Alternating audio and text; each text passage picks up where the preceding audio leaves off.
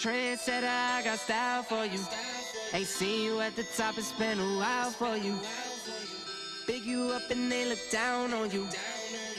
Take one loss, no one's around for you. I won't stop, no, no, no, no, no, no. I won't stop, I won't stop. I won't stop, no, no, no, no, no, no. I won't stop, yeah. I'm so handsome. All in Carmine's with my Benzo, I'm so fancy. No romancing. Got my baby and she right, she make you vanish. No time to play, got book dates. Had a plan, only had to wait. Always knew I'd make a way. Send a bill, they send a pay. Keep it real, keep the record straight. Keep it real, no time to fake. All authentic in my own lane. I am me. Good evening, welcome back, guys. Word of mouth. It's Wednesday night. I've been killing you guys on these and not doing many Wednesday nights. But we're here tonight live, and we're just going through invites all night. I do have the Telestrator running again, so we'll be able to, point out some shit if we need to. If there are any courses you're looking for to get a little heads up on, don't hesitate to shoot an invite. Let me know, and we'll get it going right away. But I don't even have any of the Par 3 contests to play. And like I said, it's a pretty self-explanatory, kind of boring contest. So we'll stay away from that one for the streams. It's just not really much fun to watch. But we do have a varied amount of courses here, so that's good. Yeah, Indigo's a good one to start with, man. That's a great starting point. We're going to play that.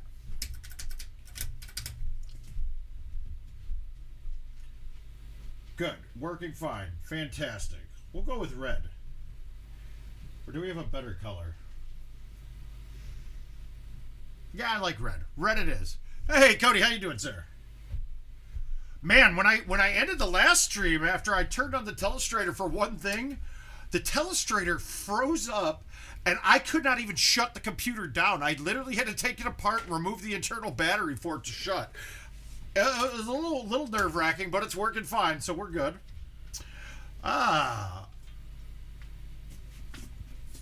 All right, I'm going to do something here and bring this closer to me. There we go. Mike, yeah. I'm going. I'm here. I'm breathing. Other than that, not great, but we're breathing. We're here. Now, I go with my standard 8.5 bag here. And to be quite frank, I'm thinking actually this course should be a 9.5 bag. And I'll show you why. And in fact, I am going to put it on. I think on my Legacy app, it's set up for this to be my 9.5 bag.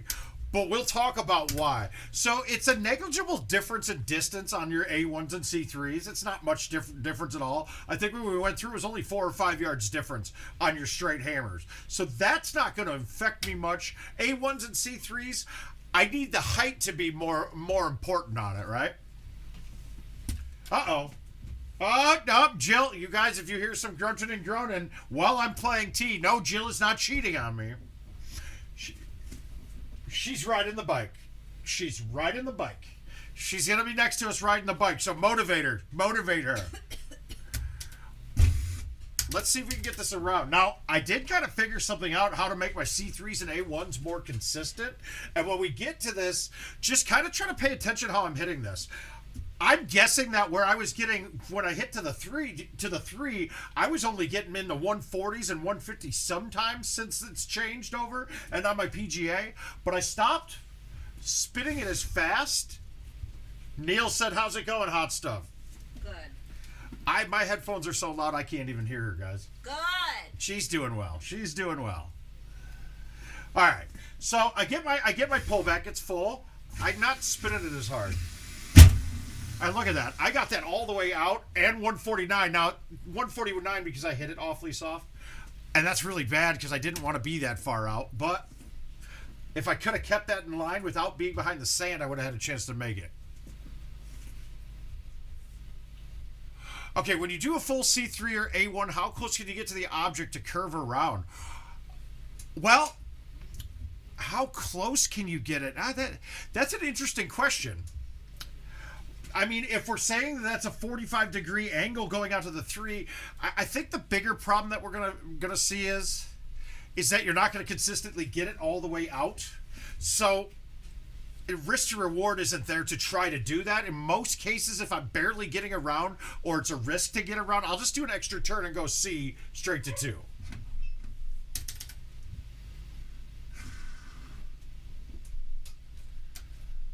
Well, first chip of the day, no good. But it's a tough one because that's also going to be, it's going to be different shots for different scenarios too. Because if most of the time, if I'm behind an object, I'm not in a playable surface like a fairway or first cut where the C3 is actually going to work correctly.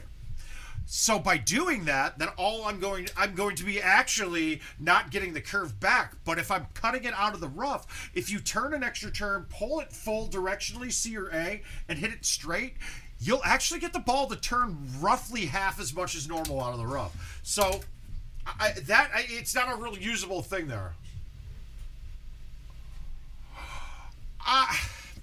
Josh, I have felt the same thing, that things are coming off hotter on me.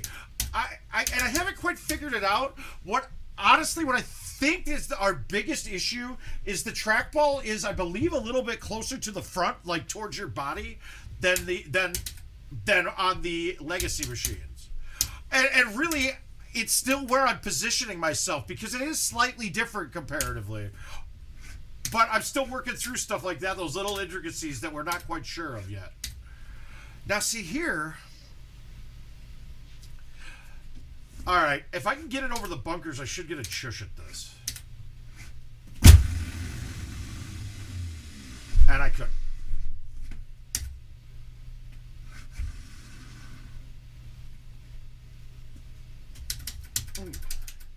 So those 2 were quasi there, and now I'm thinking if I had the 8.5, I might have gotten that on that one. It's so weird too. This hole has been the one that was offset forever, and now this one isn't offset, but like half the par 3s of the game now are.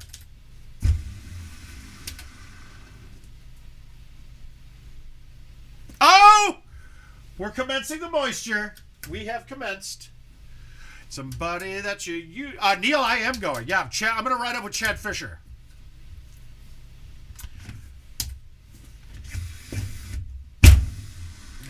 I need you though. I'm going to need to get this handicap down. I need some low-scoring course invites here, guys. Austin, my man. How you doing, bud?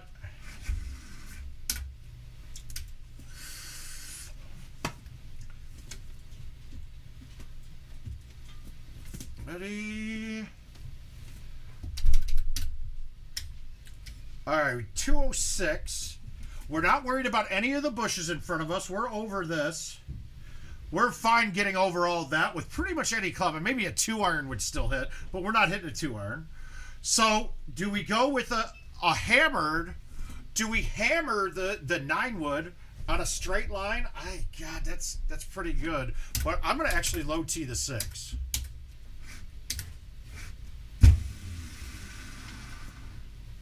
I'm happy with that. Kevin, we're doing great, man. How's you and the wife? Now, okay, so interesting play here. Now, you look at this and you see that you have the hole in the pyramid.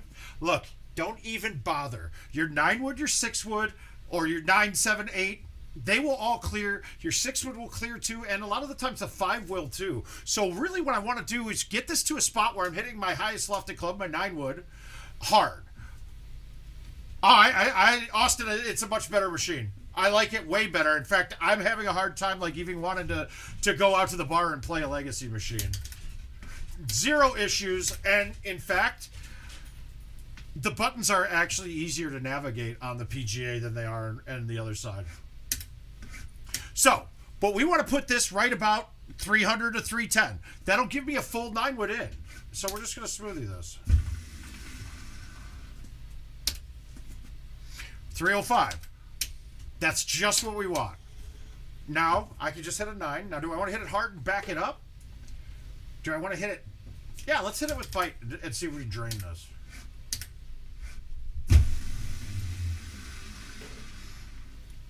didn't get the line. Yeah, I still, I understand why people aren't playing it at $5 a game. I think I wonder, maybe we can get them to do the release here together. I'm hoping. Yeah, that's a heck of a good idea. It's actually not a bad idea. We'll get Adam can give me an interview. I think I've earned it. I think I've earned an interview with him. Or maybe he wants to leave this for Kevin to talk about. I did get word too that, hi Sean, doing great. I think you might get a crew of us coming out to your show in Cedar Rapids. So you said it's February 2nd and 3rd, right? So I'll have to let you know, but I'm definitely coming. Jill's definitely coming. We got Jeremiah and his wife are probably coming. A couple buddy of mine's from in between here, dead in between Des Moines and here, and then I'm trying to get Greg to come up as well. So we'll have to get a good group for you here, and then we'll heckle the shit out of you, and then you will force me to get up on stage, and then you guys get to all laugh at me. Oh, God, gotta have that light on. All right.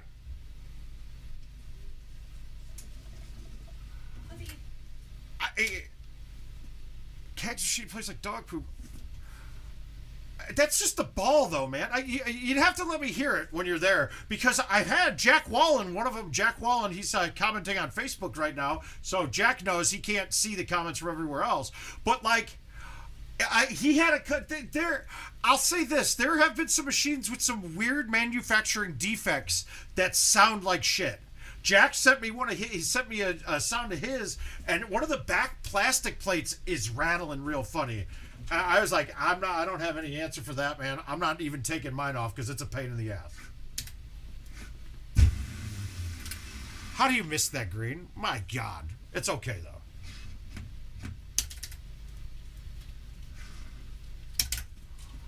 Yeah, Justin loves his. I honestly, oh, sweet. But I couldn't go back. I really can't stand playing Legacy anymore. And it's not a hard adjustment. It just doesn't work with my eyes. It just looks crappier now. And that's all. See how soft I hit that? I'm at 157. I'm telling you guys, there's two parts of this. And this is why I started doing this. So what we learned is being outside of the A and the C, or outside of the 1 and the 3 is extraneous. It doesn't read anything until the ball is inside the 1 and the 3. So I was wasting a ton of power hitting it outside of it. So I've slowed down the swing. I've slowed down the spin, because by spinning the ball when it's going that direction, it's forcing my aim farther that direction as well, or helping it, let's say. So by slowing it down, it's jumped my speeds back up on my A1s and C3s into the 150s all the time. 18 years, you got one of your kids, get you for 18 years. One of his kids, his mom and car crib is bigger than his. Yeah, Justin and I are on the same wavelength here. But I really would wish that we could get the price fix on them so that we could change the pricing, because everybody I hear, they've got, would nobody use the PGA because the Legacy's right next to it. Yeah, because one's set at 5 and one's set at 3, and there's no difference. There's not a $2 a game difference. If I had that choice to pay 5 or pay 3 on Legacy, I'd be paying 3 on Legacy. I am, Justin, and that's a little on spinners especially. Where your forward aim isn't technically where you're going to actually end up hitting it. So if I have it going, if I aim right to the tip of the 3 and I have a spinner, it's actually going just outside of the 3. So because you're already moving that left-right roller that direction, so it's getting an initial read right away of that roller moving. You got to roll up his sleeves while you watch him. The bends out of that Datsun. All right, we got. Now I did pick up one of these hand warmers for the season, man, and it's actually pretty dang nice. You don't only leave your ass for a white girl. Ah, this is one of the ones why I liked having the 8.5, because I could just go straight through that gap. I think we still can.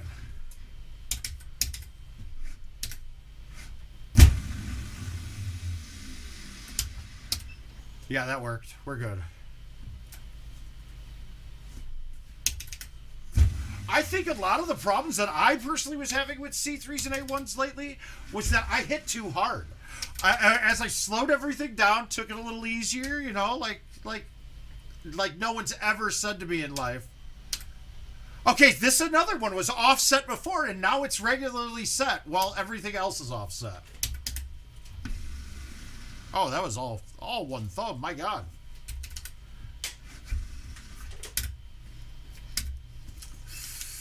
And Justin, did you notice you were having problems with your A1s and C3s on the PGA? Because I was for certain. And I think a lot of it was just having everything being little bit different positioning on it, that I was hitting it way too hard and aiming way far outside. Where you going? Oh.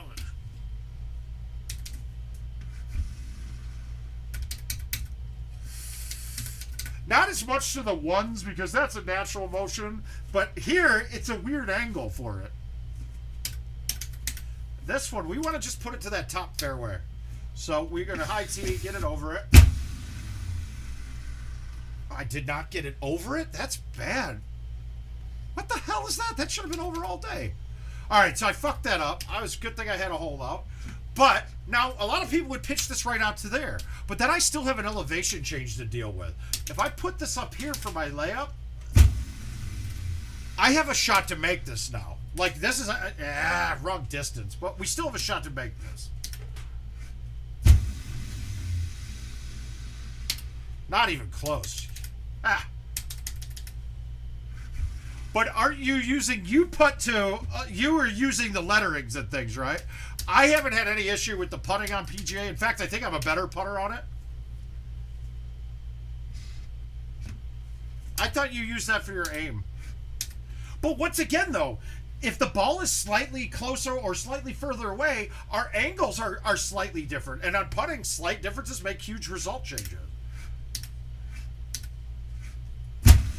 I'm having... Whoopsie. So that's pretty safe with backspin with a 9 off that wall. Yeah, the problem I'm having with putting is not anything to do with machine. Oh, good. This is why I switched to the 9.5, because if this is drivable, it's going to be a straight shot with an outwind, but the line you'll hit one of the taller trees with the 8.5. So what I'm going to do is just smoothie this and put it up on the fairway. Now we're going to have to cut it. All right, I got to hillbilly this.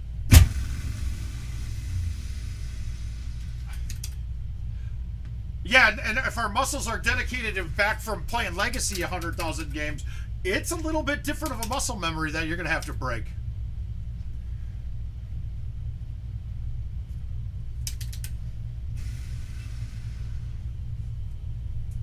Oh. Come on.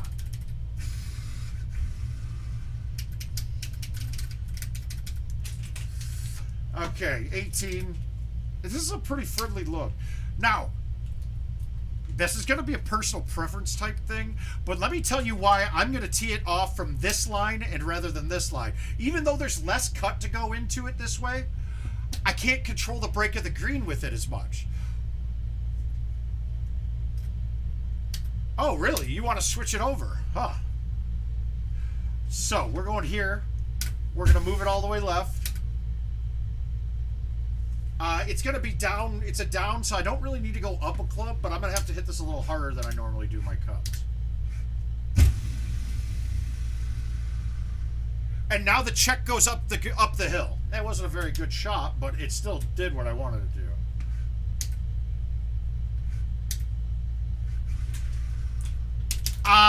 Don't get too caught up on that, man. Don't worry about the PGT tournaments yet. I would hope to think that Florida's the last time that they use Legacy. That's the hope. And that's my hope. I know, but let's see. Let's see. Look, I understand the PGT's part here.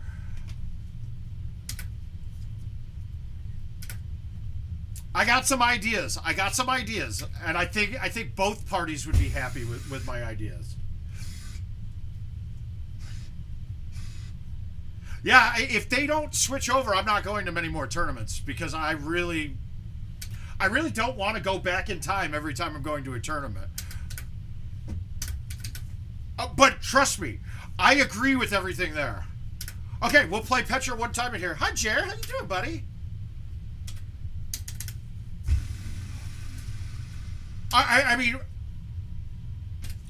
I just don't. It wasn't handled very well. Everything about the release. All right, let's just be honest. It wasn't handled very great.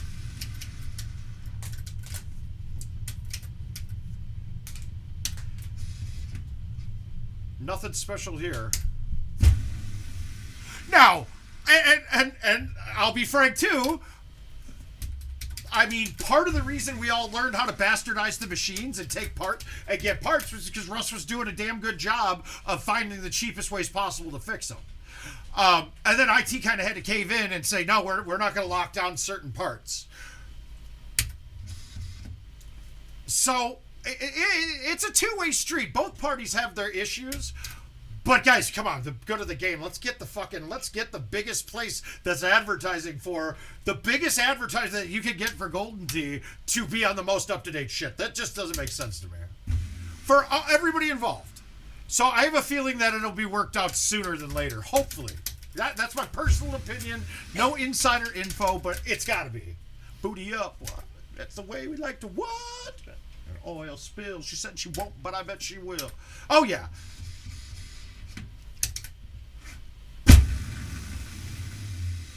But trust me, guys, I understand 100% why Steven and Russ and Paige had to put their feet down. But it's time to go. Hi, Maddie B. Oh, I got to play you guys. Hey, Matt, stop fat fingering the invites. You're the reason why my player account has like 17 cents and 42 cents instead of round 50-cent margins. Very disappointing. You won't remember. Uh-oh. Wow, that was close. Whoa. Let's see. We got to find a course with a bunch of holes that we all want to look at a little more in depth. Because I want to tell it straight tonight.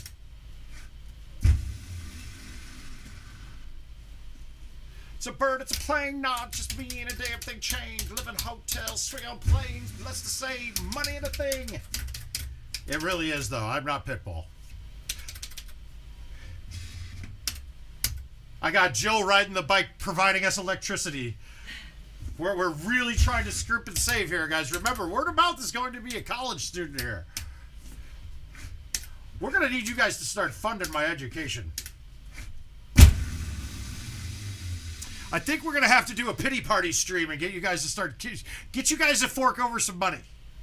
And in fact, I think the weekend after Painter Jim's, I'm going to do an ultimate cycle. But we'll come up with some ways in there.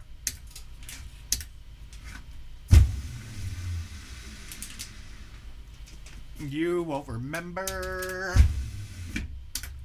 You won't forget. Jill, do you have a cold water that you haven't opened? Can I have it? Do you mind?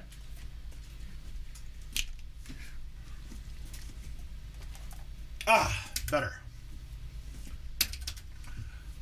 All right, 293. It doesn't seem like this is much elevation change, but it is a little downhill. So I just been going with this and doing my push shot. The club that's just slightly past the hole, get that one hop, and it's been pretty good distance-wise. I'm really trying to lay off the thumbs as much as possible because there's something. Since the neck surgery now, my shoulder's been kind of jacked up. My physical therapist thinks it's a bad AC joint, but I got an appointment with the orthopedic in, what, a week or so. So hopefully a shot of cortisone fix that. XBLadocious. My XB on some hoe shit.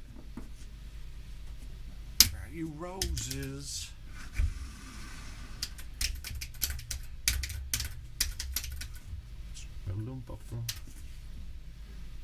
$324. We're gonna just bite spin the 10.5, and we don't have to murder this. We gotta hit it maybe 120, 115, 125 in that range. I needed 125. Baby, we're gonna look at a bitch like oopsie-daisy. Oh. Ah, yeah, I even have some juice down here. Do it, baby. No, it's okay, dude. I'm just kidding. All right. Way downhill. Now, on these way downhill shots, guys, I like to drop it down to a low tee.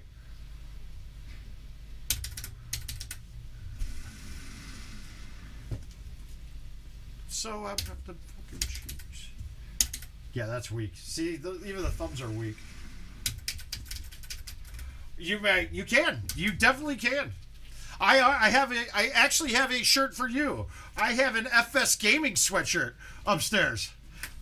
Jill tried to Goodwill it. She did. She tried to Goodwill the sweatshirt. What one? What? What sweatshirt? The gray sweatshirt that was sitting in the dining room forever. Oh, I did. You took that out of Goodwill? Yeah, I did. It's upstairs. You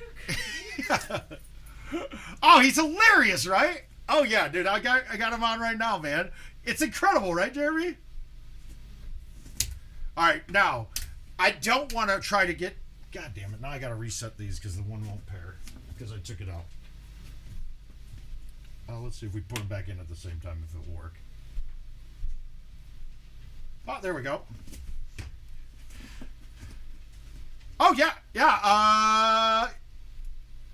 Well, lunch. Yeah, we'll talk after this.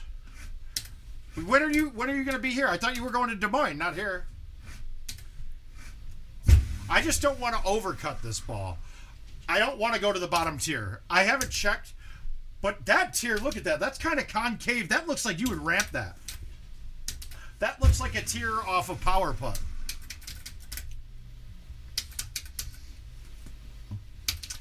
Now, I want to pick the club on this hole that my max distance is just short of. I mean, my max carry distance. 350, that's my carry distance for the 10.5. Oh no, you'll basically drive right through here. So yeah, no, I now that you said it, you'll drive right through here pretty much anywhere. Okay, so we're gonna go with the 10.5 high tee here. We got a wind in our face, which is perfect because that'll account for the carry, the roll after the ball hits. So high tee 10.5. I'm gonna bite it. Now, I did not hit a good 180 at all. Look at that. Well, actually, that's a lot better than it looked.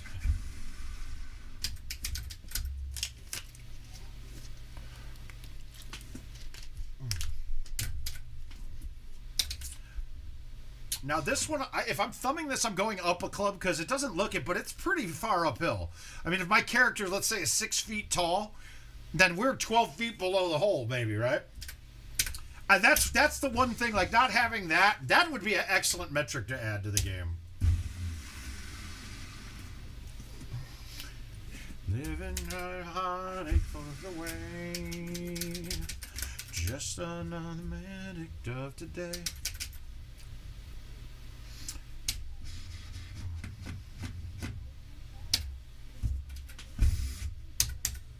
Baby cut.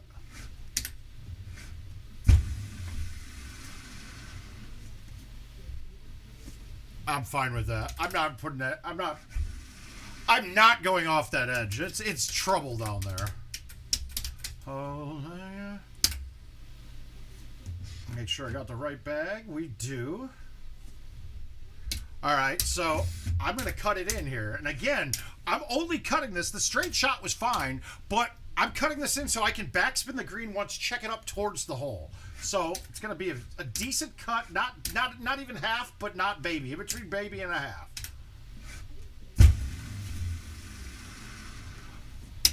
And I went baby. I was under. Hey. So cold,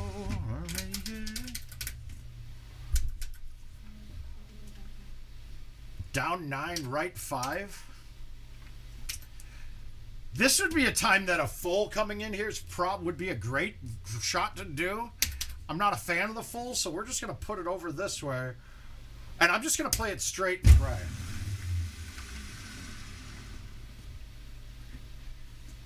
Not even close. That wind didn't help out at all. Ugh. All right, so just got to stick 18.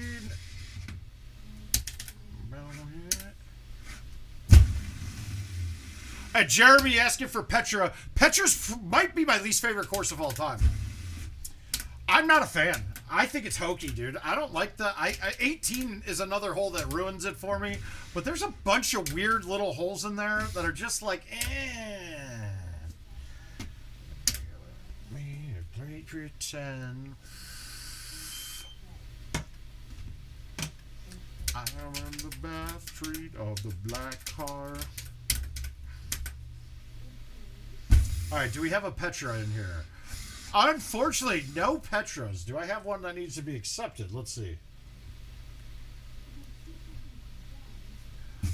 We'll get one next after that. What do we want to play? What have we not played a lot? Jason, we're doing great, bud. How about yourself? Let's play some Celtic Shores. There we go. The new cut shot on the back 9. No, I haven't looked at the rankings at all. I'm not. I've really kind of taken it easy playing a bit lately. I got to start going out to the bar though. I got a couple weeks before classes.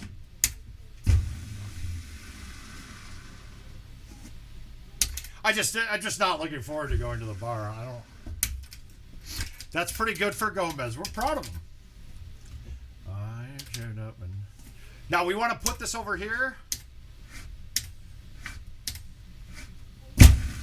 That's what I would do if I had $1 million. 2 chicks at the same time.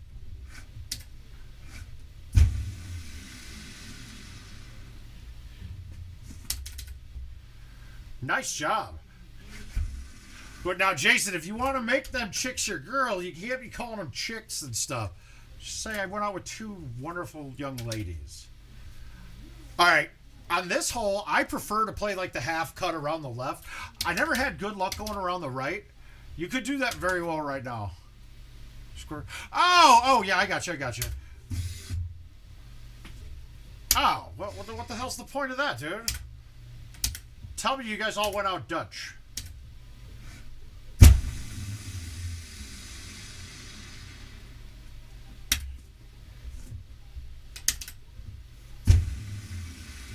Remorse, and you can't feel the...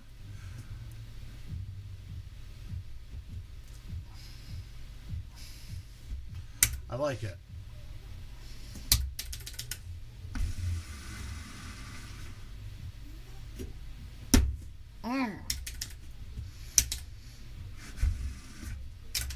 Oh, I was looking to see if I had any Petras to accept, and I don't think I do.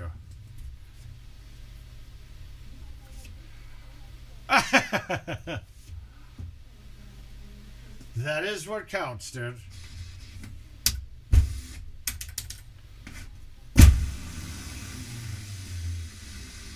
Yeah, I don't have any pendings to accept.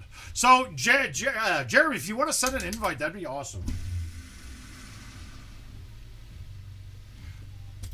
I don't care anything. Or if somebody wants to play me on Petra, that doesn't matter. We'll get that one in there. We'll kind of dissect a little bit. You got... Now, medium T driver goes right through this with the 8.5, and we're perfect with this. We don't want to overhit it.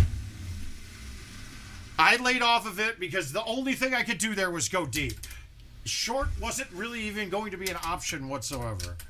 It's like my sex life. Oh, but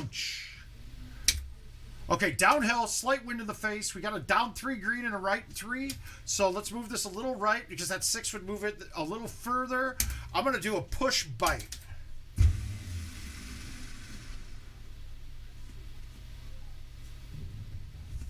I guess that looks like...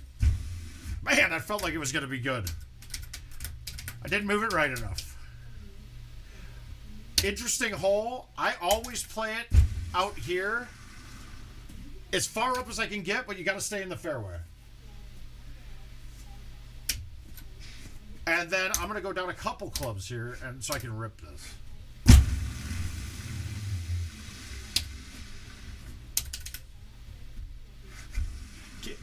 Celtic's a great course.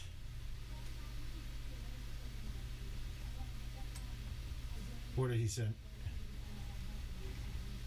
Okay. Yeah, I've tried that a few times myself, Dave, and every time I've done it, I hit it and end up going the wrong way. Okay, that's just garbage. How in the hell did that get back that far up? That doesn't make any sense, dude. That doesn't make any sense. That ball, I don't have any idea how that ball made it up the slope.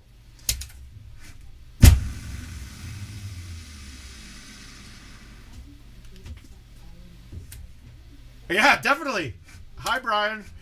Is it hard to play mobile while commenting on the stream while watching it on your phone? I didn't know that was a thing you could do. Guys, we are not very sharp yet. Oh, giddy up. All right, we got it.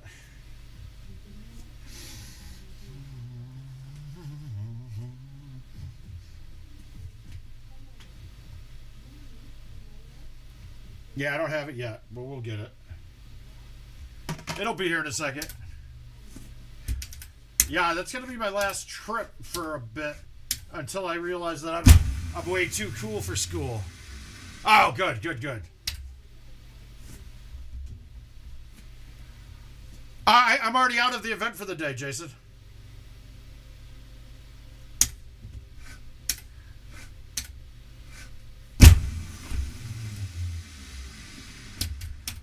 Now, see, if you notice there, now we were talking about on a post the other day, somebody was saying, does MPH affect spin? It absolutely does.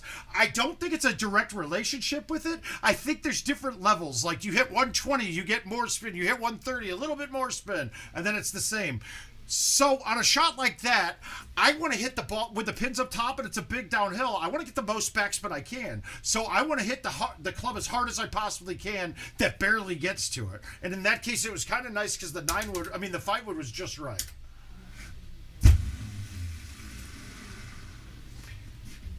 That was not good.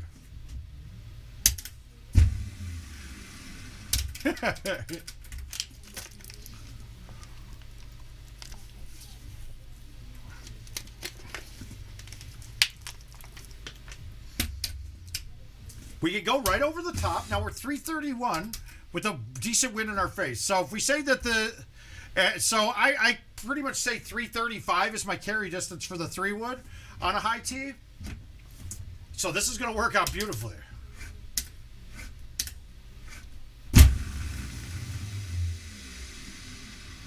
That wind slowed it down a little bit more than I'd hoped, but it was still very nice. No, I do not, Dave. That's pushing it. I have to play GoldenTeeTV very fast, and if I was click chipping, I would want to kill myself. I really would. I'd really not even like to be me. Sometimes I don't like being me already, but that would make me always hate being me. Mr. Fish! Oh my god. It's funny, people start talking about the Pater Gym tournament, and all these people start popping in. I think there's a little bit of buzz, about it.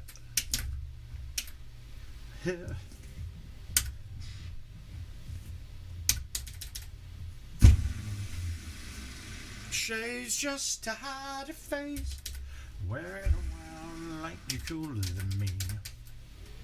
Hey, remember my name? Nah, I don't want to hear this. This is one of my worst holes on this course. I want to hit. I'm gonna backspin a 3-wood right at it. For some reason, it carries way farther than I'm expecting to here. I mean, technically, I should be able to just... Actually, let's see. I should be able to just hit a high five with backspin, and then that carry distance is just right.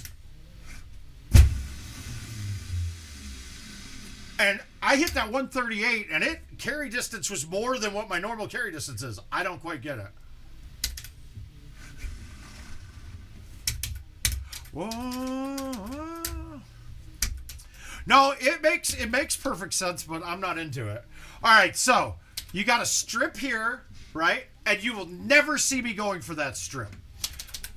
We got an outwind. If I can get this ball to be past the line of this, let's go smaller. Past the line of that, where I have a pretty straight line coming in, I'll go down the fairway. But now what we're going to do is we're going to put it right up here. Yeah, the JoJo thing. It's counting clicks. So we're just going to hit this.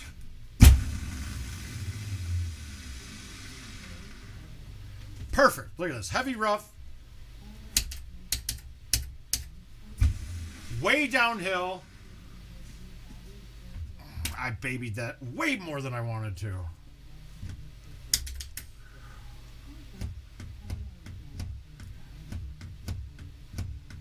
Ooh.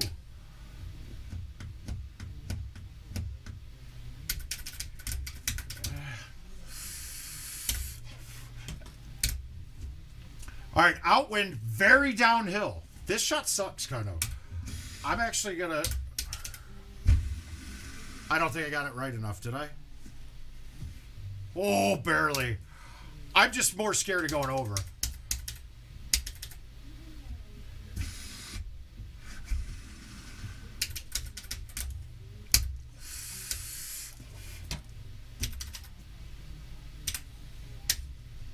All right. This is a tricky shot, guys. This is a bad one. With this wind... With this wind, this shot's really hard. If it was right to left, it's a lot easier, but we're tucked against the wall. So we have to be real close to the wall here. I'm going to go with the 4-wood C3, right?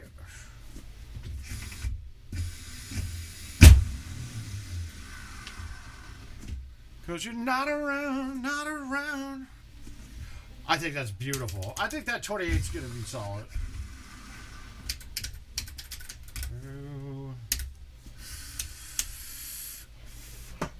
From second to the benzo.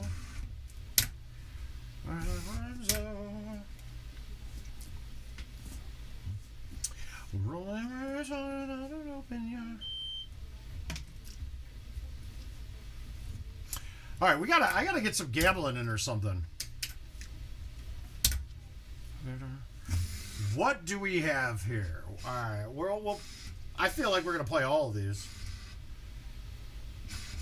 Oh, let me get this Petra accepted. We'll play that now. Yeah, you know I'm better now, better now. And we'll play that Petra right now for you, Jeremy. How come I still don't have it? Well, we're not playing Petra yet. So we'll just keep going left to right. Actually, let's go Coral. We'll knock this one out, too.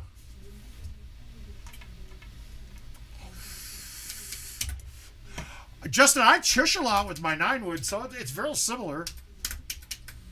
Yeah, it hasn't gotten to me yet. I tell you.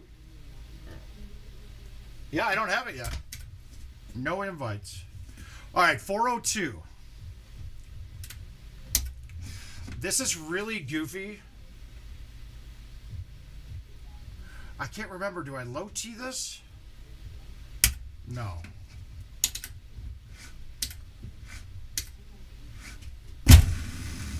Look at that. You see it goes right through that branch. It does every time. Now, for me, this would normally be a 4-iron or a 9-wood, but we're raining. So I'm actually going to hit a 5-wood here.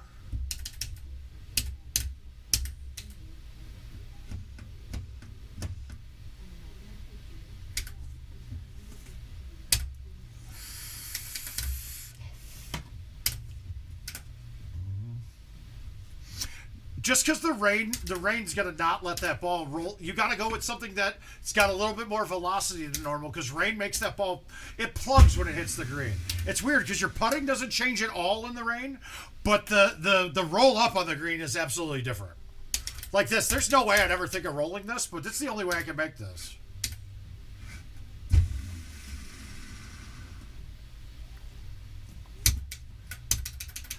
I've gotten it down pretty well, but I want him to get rid of it. I want it gone. I think it's terrible.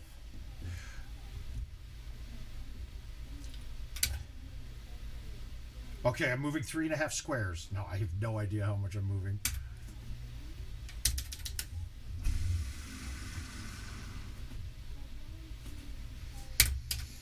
God. I thought I'd made all of those so far. Shit.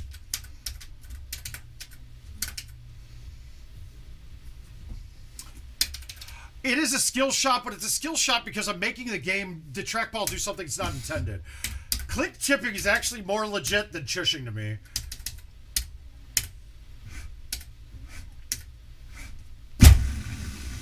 And, I mean, if you fix chushing, it wouldn't fix click chipping, which is kind of nice. That I don't agree with.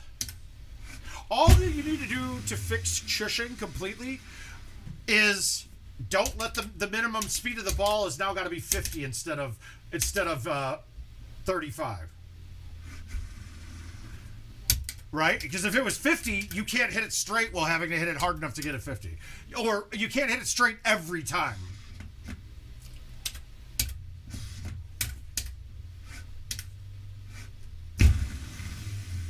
No way. I manned up on that a little much, huh?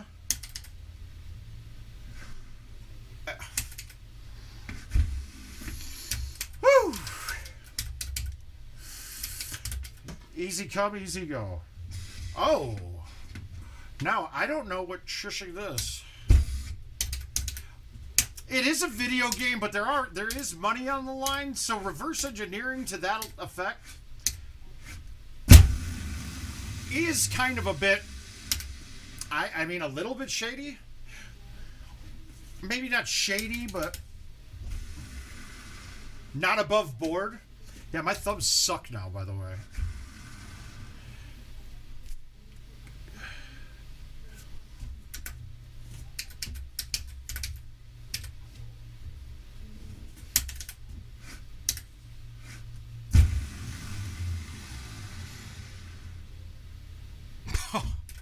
Wow.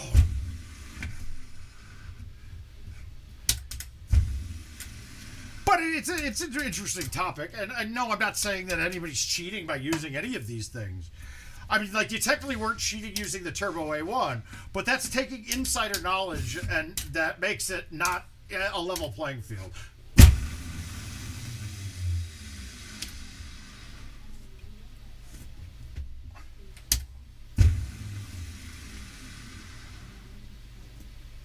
Carry me home tonight. Oh.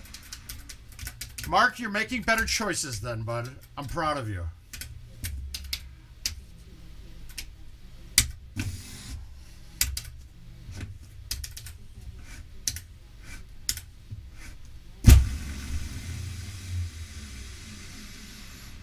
Guys, remember, everything I do, make the game easy. Make it easier, easy as possible. And then refine, when you get refined on a lot of the other shit, you have the easy stuff, and then you still have the shots that you can make that gain strokes on the field. Beautiful. Easy.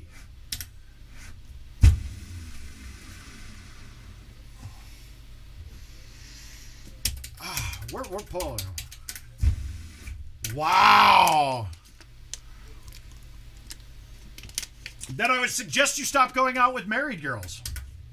That is not easy. That is difficult. There's a lot more things involved in being in a relationship with a married chick. It's not as fun as it might sound. That setup was a good look.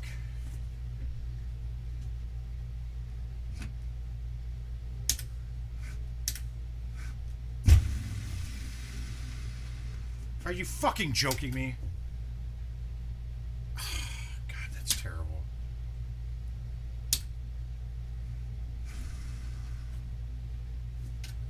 That was terrible, guys.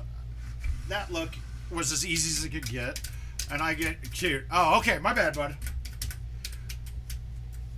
Yeah, but in order for the easy stuff to make sense, you still have to be able to do the hard stuff. Look, I mean, the harder shots are less repeatable. So when you have the opportunity, you take advantage of the ones that are very repeatable and very targeted. He's touching his chest now. The 9-wood made this hole a ton better.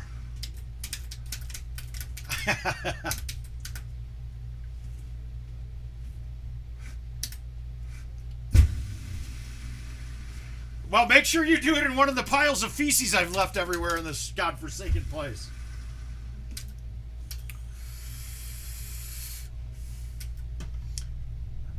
Oh, we got fun shots. Let's do it. Let's go for it. We fucked up a hole. Let's go for it.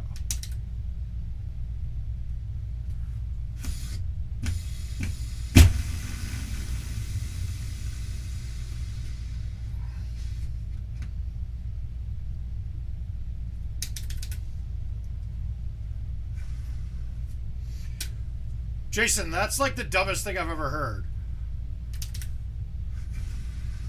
I think we're all insulted that we had to hear a statement like that.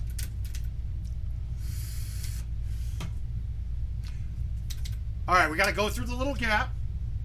Wow, this is a bad look. We got wind fighting us back. All right, we're going to play it through the last tree by the green.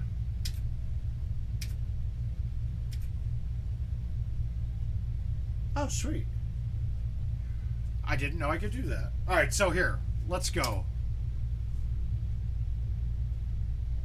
All right, so we're going to try to hit it in here or into here.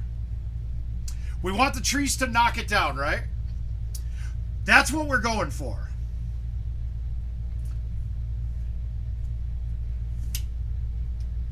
How we're going to make it happen? It's an ugly look.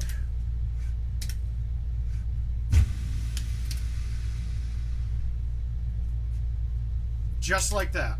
That's it. Trees knocked it down enough. Perfect. That's what we're going for. I like that I can stop a flyby now. That's awesome, right? You like that? Who didn't like that? I love that. All right, we got some options on this hole. You can go with a low 8.5 through some of these gaps. Today, the gap that would keep me where I want it to be isn't really there. So the next thing I'm going to look at is, can I C3 this? Now, am I worried about the low trees with the C3 with the 8.5? I am. This is not a very friendly look. No gap. Little gap. And you know what? I think I fucked that up. All right, so we're going to play the layup. We'll play the layup spot. We're just going to put it like in between the two bunkers is what I want to be.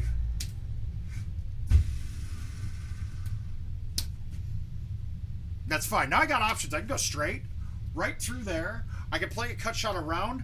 I think the straight, I don't think I'm far enough to get through that, so we're going to have to go with the little cutty around. Or do I have it? Ugh. I did not play this hole well. God, that's ugly. Fuck it, we're going through the trees. I said I was going through them. I didn't go through the trees, though. It hit it.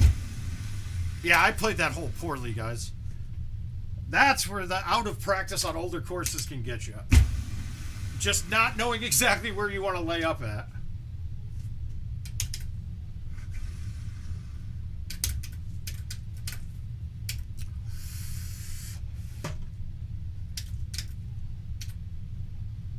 All right, let's hold this out. 7 wind downhill. Is that going to move it enough? That tee box is too small. I would guess that I'd need at least a 10 for that.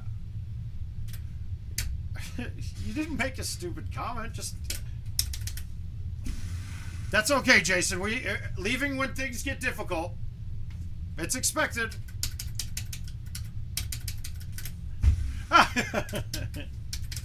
Yeah, I screwed that up. I should have probably hit the C3 around.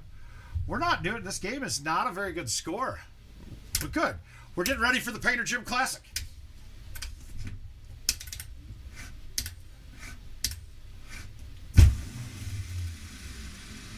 I just got to make sure to qualify badly. That's the key there.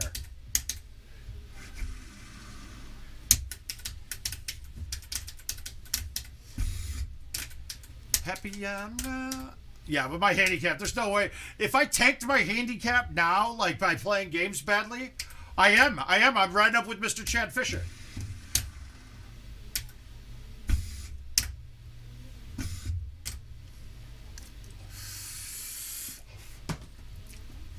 Yeah, so Chad got a hotel room, so I was actually contemplating driving up myself and just leaving Saturday night. This is probably better. I gotta pay for this college thing, dude.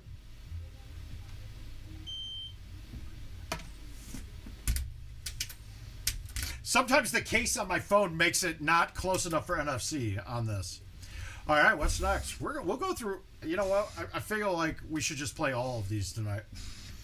So we'll just go left to... Oh, actually, let's see if we got that. Let's see if we now have the Petra invite.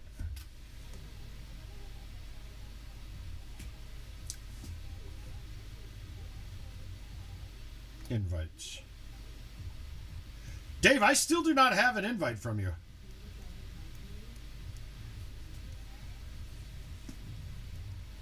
I think Dave was fucking with us.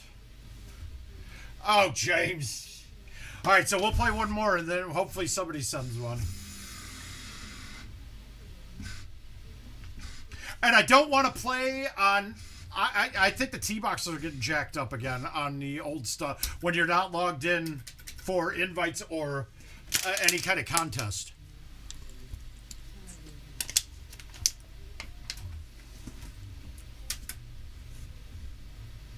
$5.17. I'm not getting a shush, so we're gonna play it. Just hold on.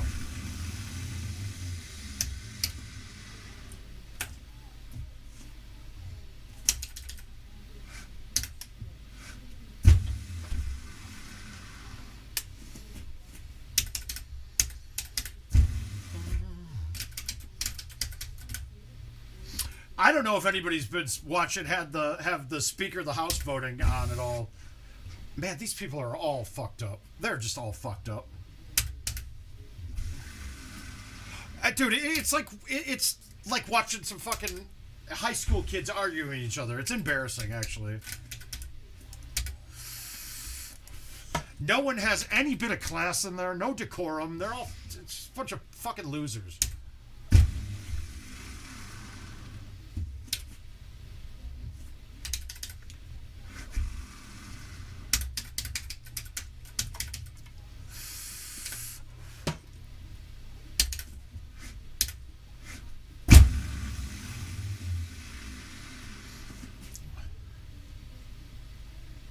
We're back. 197. This should be nice.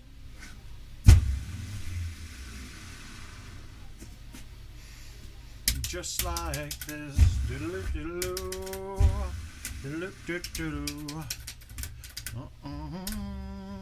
Want something just like Way Downhill.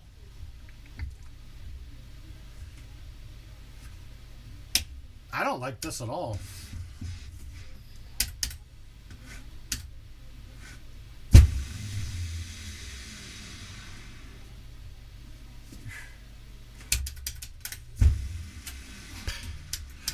All I know is that they said they think they found the glitch in what was causing the T's to everything to go offset right now. It's with the holidays and everything. I haven't had my weekly chat with one of Kevin or Adam hasn't happened yet, so I'll try to reach out and get some new shit sooner.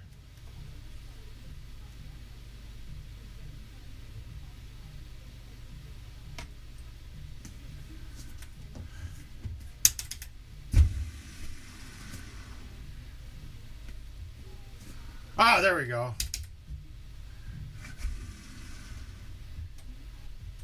I think Dave was fucking with me. I bet he never sent it. Because yours... Nope, still not here. Let's close the app.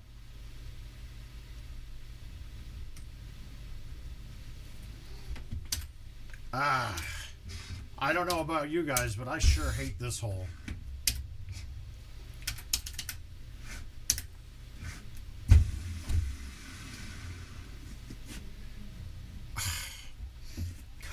cut that enough.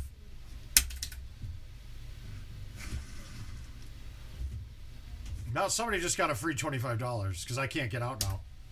Because, you know, that's good physics. That's really good physics. A ball that trickled down and rolled off the wall will stop right there.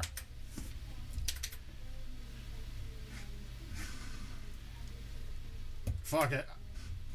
Wait, I'm down 2? We can come back from 2. I thought that was more.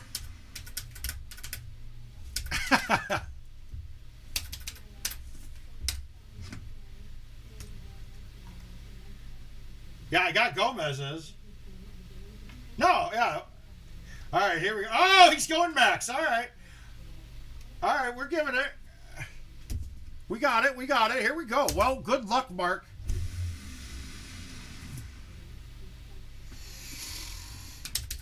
All right, we need 2 holdouts.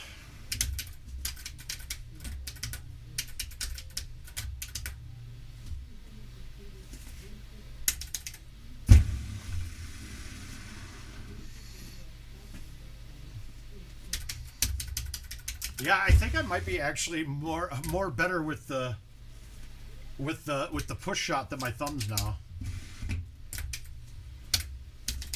Well, I mean, I'm not against. I'll play them both, man. I'm okay with it.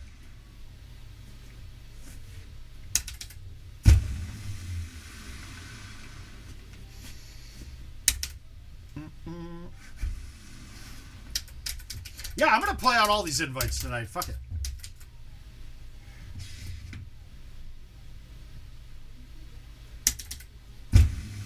I'm circling the trousers.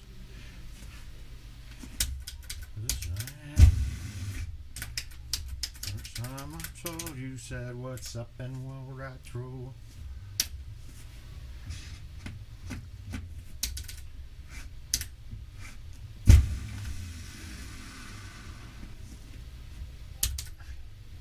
That one I bounce over the green all the time too when I really attack that hole, so I baby it all the time now.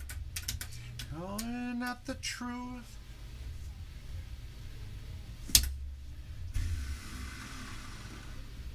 I'm sitting next to, yeah, see these there, it's dead.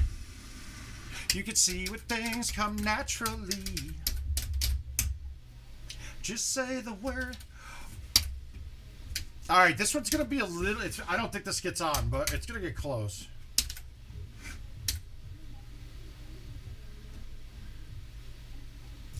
I think I want backspin on this one though.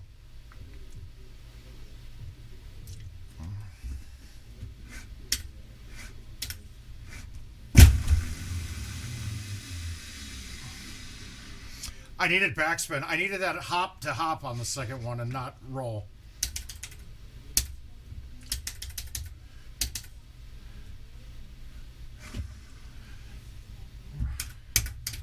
Ooh, ooh, ooh.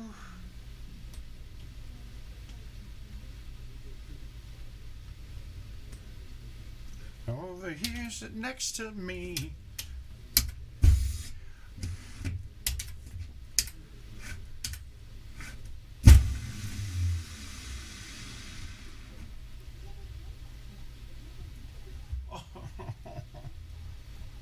The 9-wood, guys. Was anybody as shocked on that chart of club distances, the carry distances on clubs, that the 7-wood, the 8-wood, the 9-wood on a high and low tee, the carry distance is identical? And on medium tee, it's 2 yards difference only per club? I mean, if after seeing that, if you don't have just the 9-wood in your bag, you're making a mistake.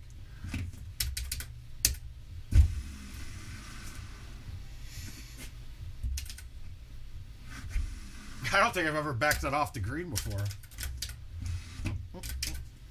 It's all right. All right, big wind in the face. I don't like where that pin is. This is a bad look. I mean, I gotta play it here.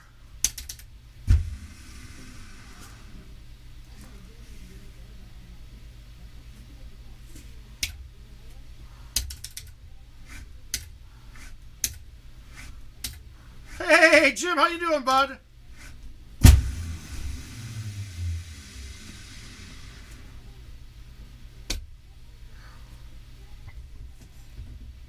Well, I would say no. I would say that would have to be different.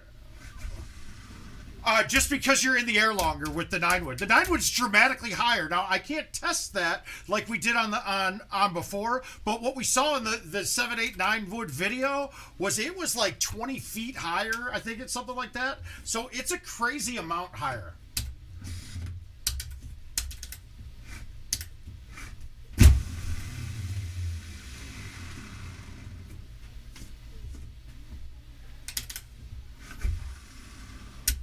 I'll take it. So obviously you're getting more. I mean, just think math-wise or whatever. What's the word was? Oh. All right, let's go. We're gonna bust up on. We're gonna beat this pitcher ass up.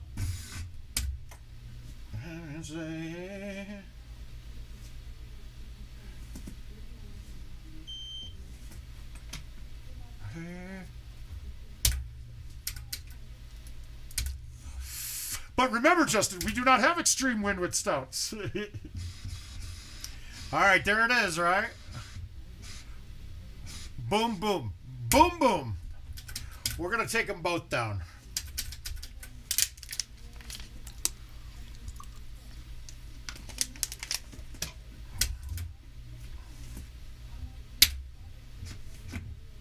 Watch how soft I'm hitting this now.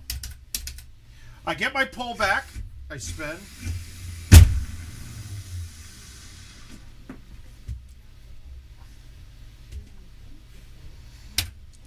Now, a C3 that's maxed out to the number, a 146 is better than a 150. You'll go farther with that than a 151 in beside of it.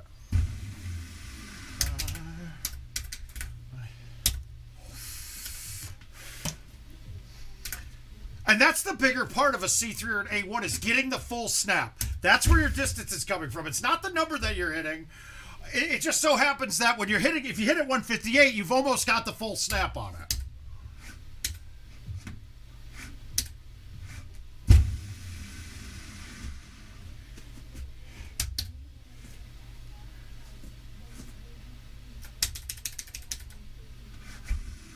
Yeah, 18 is terrible. 18 is just horrendous.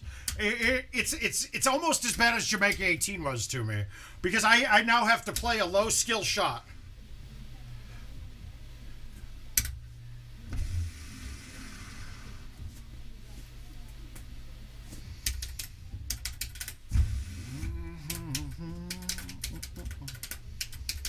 Yeah, absolutely. It is. I mean, I called it right when we got the courses that's one of the worst holes I've ever played. And it's they made it worse with the tee boxes now.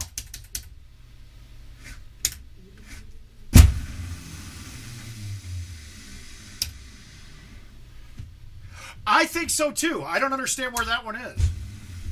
Get in. I always play that wind too much, and it almost does nothing, the crosswind there.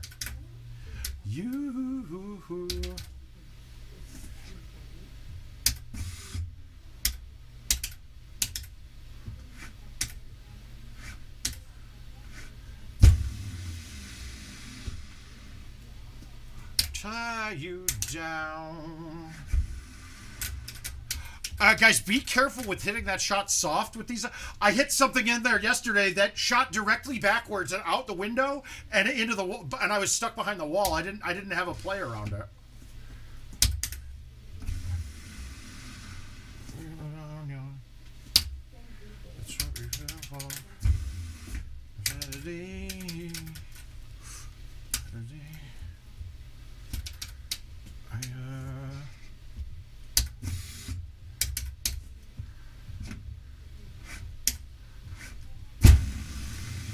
I torture you.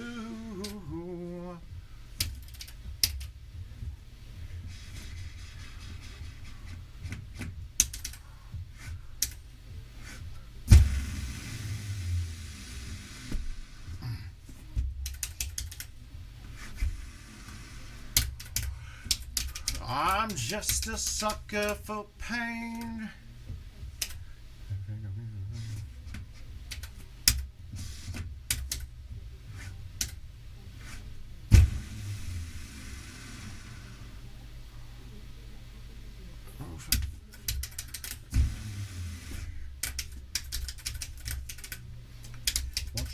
Go straight to your head like a concussion.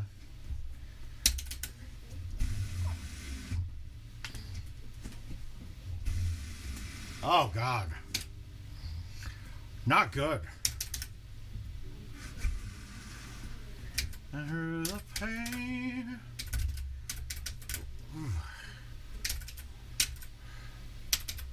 Yeah, so I was doing the Bryce Auburn shot until I got an unplayable lie up there yesterday.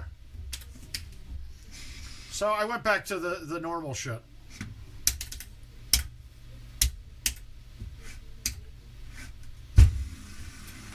Rental destruction.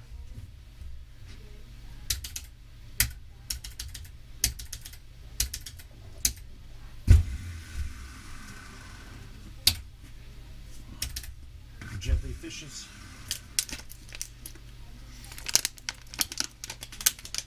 Let's get it in the North Pole.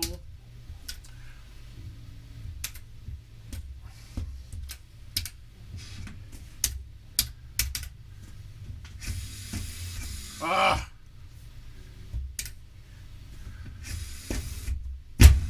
Yeah, it's great. I mean, I did it like 5 times and hold it out twice, and on the 6th time I got it unplayable, and I said, fuck that shot.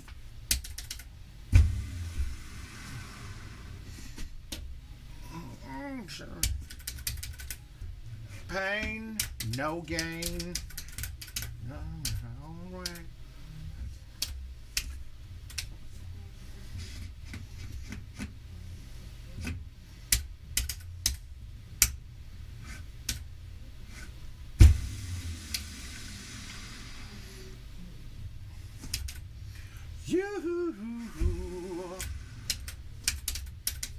All right, so I think it's 13 is the one that Jeremy was talking about, and it is. Okay, so the biggest thing what we got to do is never choose your distance when looking over here, right? Because when you hit that wall, it goes to the top and it makes it look like it's way long, but in actuality, I'm way short. So now I want to look at this and say, okay, I got a left to right wind. My goal is to try to go from this line, and I'm always going to move it as far left as possible because that'll give me around the rock more. On this one, I'm not going to be able to get that around. There's no way. I mean, I wouldn't be able to pull this back straight and throw it all the way around. It won't get there. So I'm going to hit this and know that, okay, my high tee at this, if I hit this 130 to the 2, this is there, no problem with a high tee. So now I'm going here. I'm going to full this, and really, I can't throw this out very far, or else this ball's not going to turn back. So we're going to go backspin. We're going to go full A.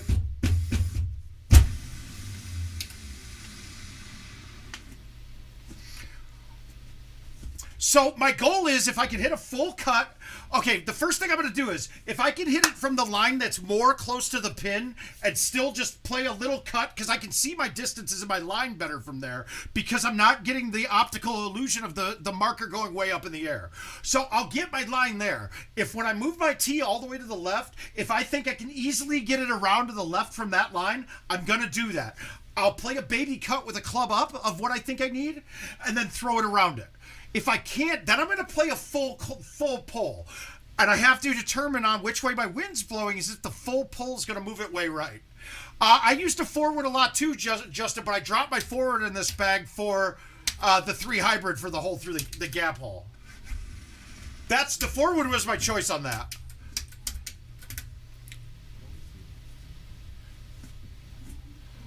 Hopefully that helps a bit. And once you get down, like it's old school considered a new school. Where new school, and whenever I'm talking about fulls, I'll talk about JoJo because new school, that's his default on that hole. He's playing a full, is my guess. Me, I want to go from this angle, play a little cut, and then throw it around the obstacle. Or this angle, play less than a half cut, play a cut to the wrong way, but throw it outside of the 180 would be, and then it's still going to have a slight bend going back.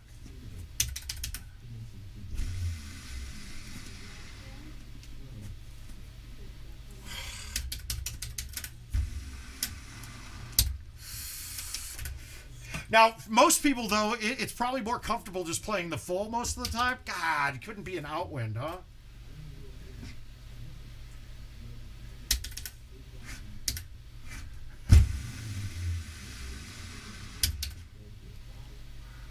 I think I just fucked up.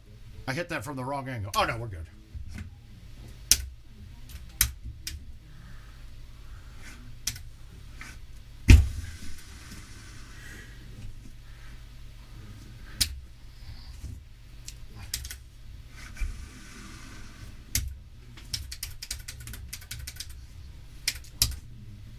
But if I would be,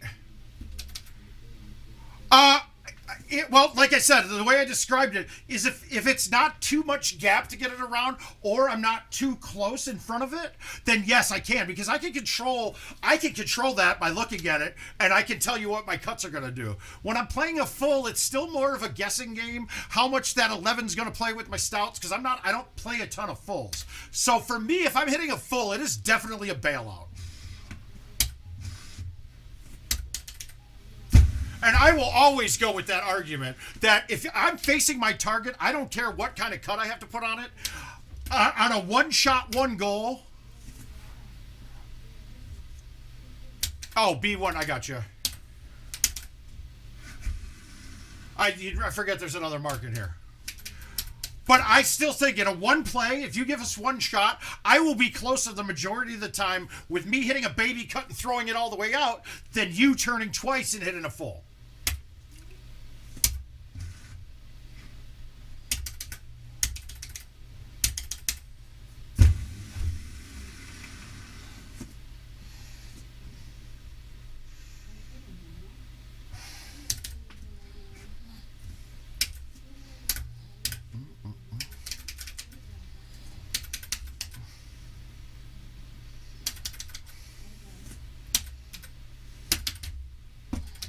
Hokey ass bullshit. Hokey ass shit.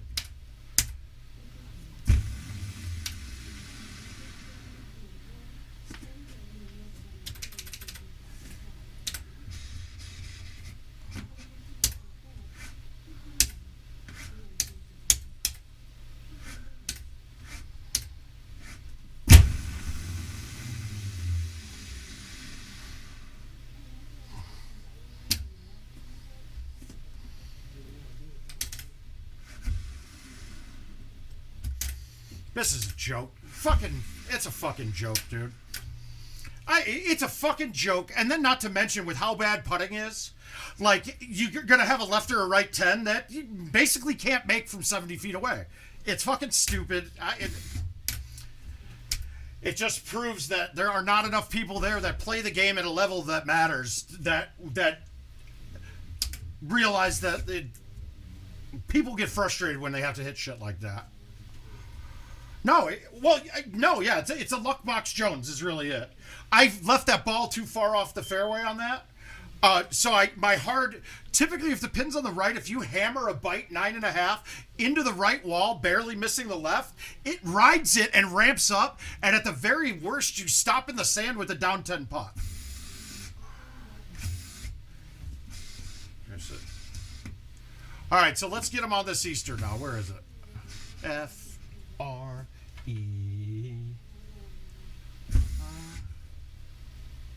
Easter bunkers. They're not playing though. Kevin and Adam would know, and they don't play enough.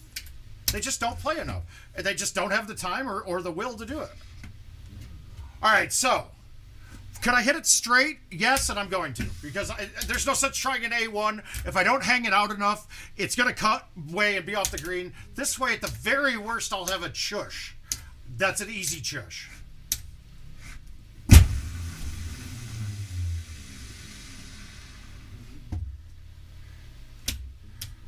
This is about the length of a putt that I missed against Jason Gilshavo in Player of the Year. It was actually probably that distance. I missed it right by like 5 feet because I ran inside fucking from being out in that RV. I was just all sorts of fucking not ready to play.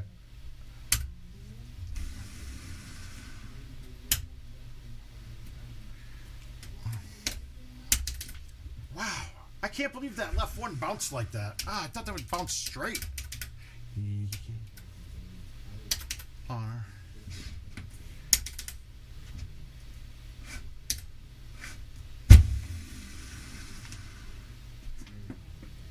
I don't. This one, the lines are way off on it. I hate that the lines are off. Like where you're so in between two turns on that hole every time.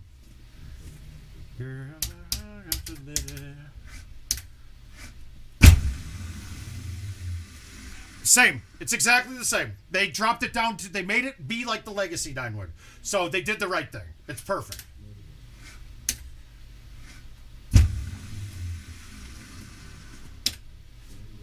So yeah, the 9-wood is. Yep.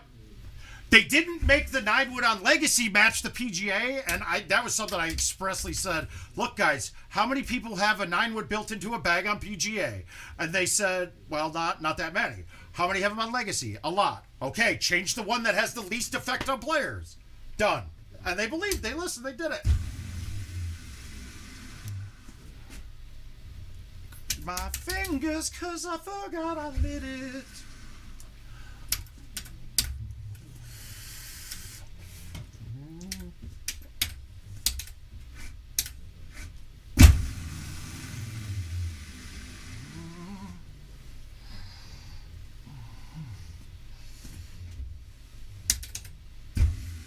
That's bad. Sit. Woof.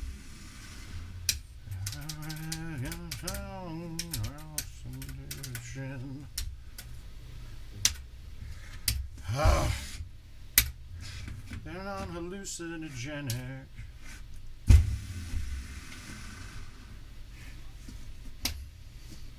Wow, that's all I had to do last game, huh? Sweet. They know. Oh, they know. They know. They know.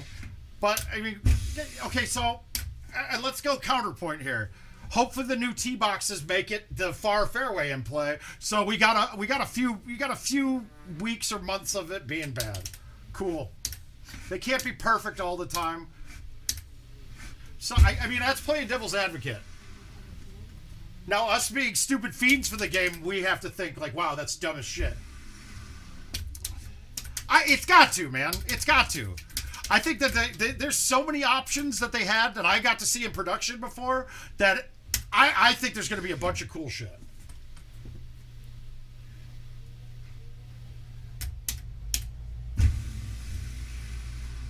We need to give Gomez some moisture effects. We got lake effect snow coming here. Tons of moisture coming.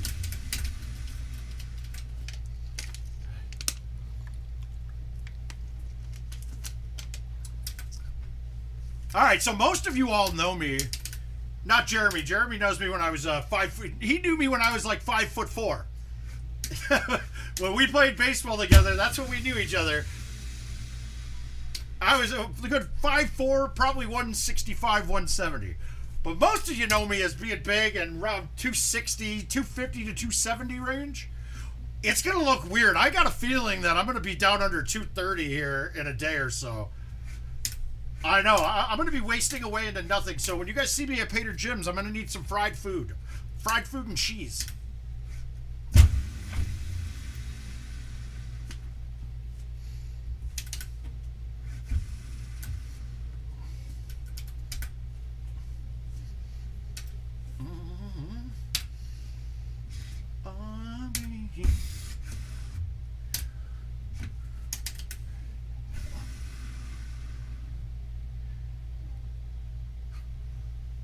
When you're... Oh! No, I'm not going to be there for breakfast, so we'll be... Well, maybe after effect. We'll see. We'll see.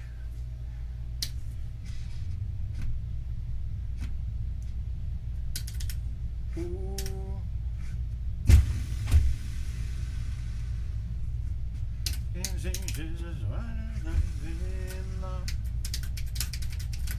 Alright, we need holdouts. Gomez, I feel like he's the #1 player in the world. I feel like he holds out. I mean, that's gotta be it, right?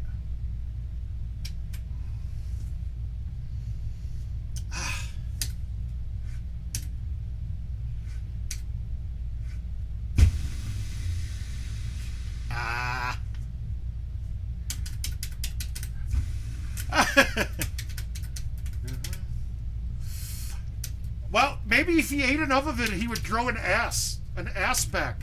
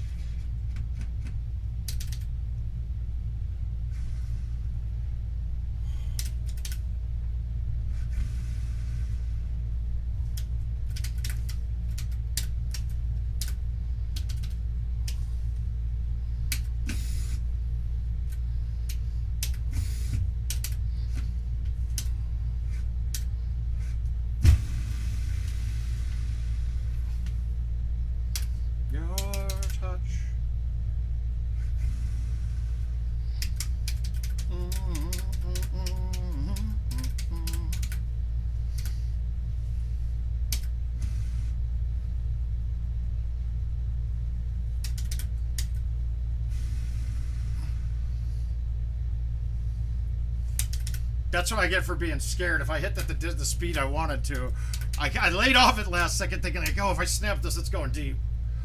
Ouch. Ouch.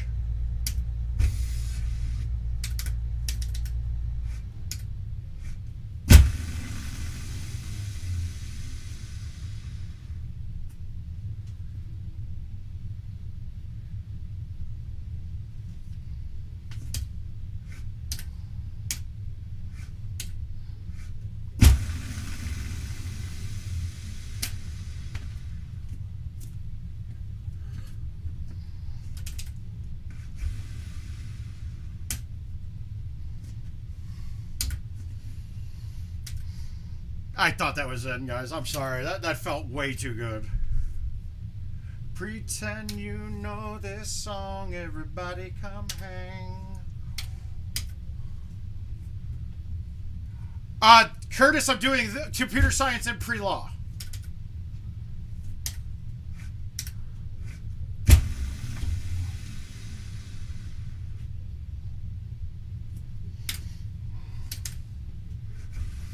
I got that dead bounce off the hill. If that comes off hard, Gomez, that at the line. It's been a hell of a ride. Only when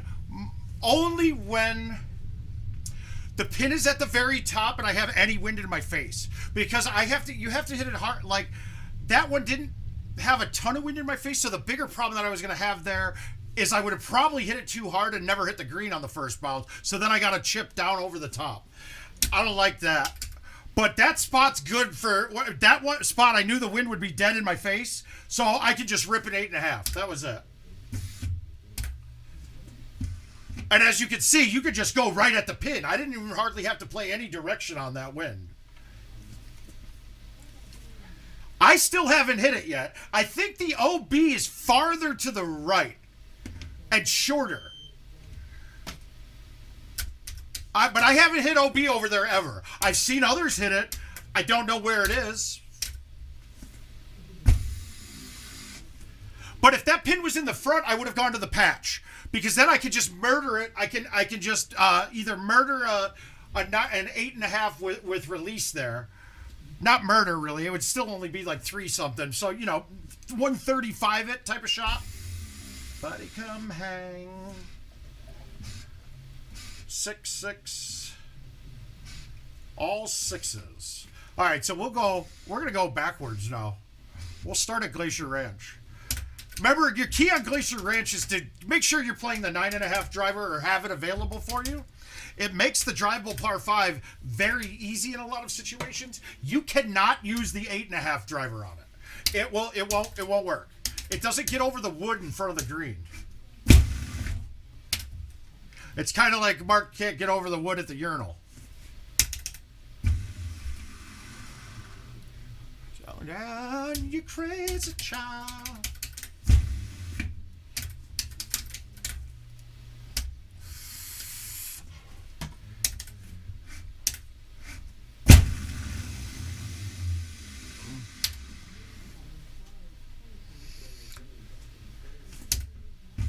I whiffed the ball, but that's okay. So when you whiff the ball, as long as you don't totally miss it, but I was planning on that to go 100 and then backspin from 175. But since I hit it 88, it landed only like 172, but it had less spin because I hit it so soft.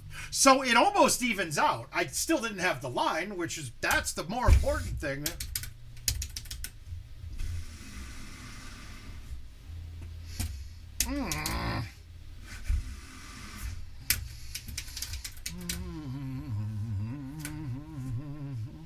All right, so we'll go through this one.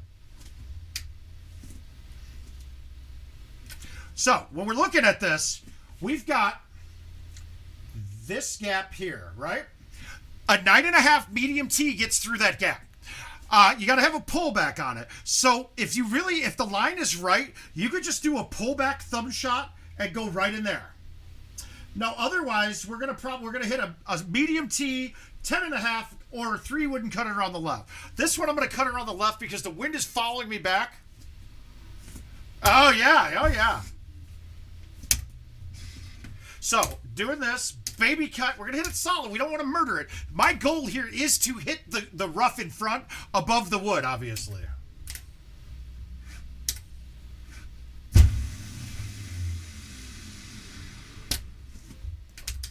And that baby cut, it will almost always bounce up. And even if it doesn't make it up, I've never had it where I hit the rough first, where it went back into the water. It will stop on the wood. Oh, sorry. I forgot. I cleared it, but I reset it, but it doesn't reset the picture. Yeah, I nutted it, by the way, guys. It was amazing. I crushed it. Just know that it went in. Vienna waits for you. I should have hit that much harder. Maybe not. You can get what you want, or you can just get old. Before you even get halfway through.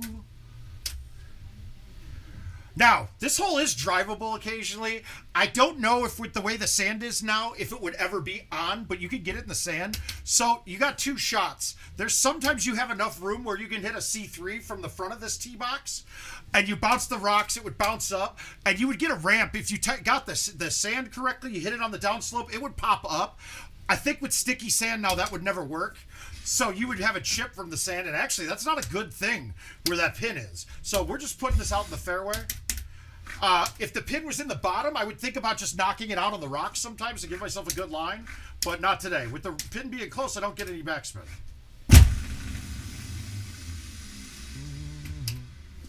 Now, I took a risk going over that, but that's because I just wanted a line with more green to play with. I still don't have a lot, but we're okay with this. We're not getting aggressive. We're going to try to dunk it was really all I was hoping for there. I wasn't about to try to baby cut that back in, because one click overcut, and we might be looking at a stroke limit or a DNF right away.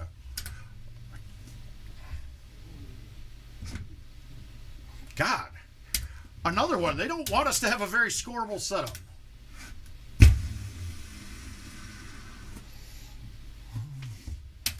Fine with that.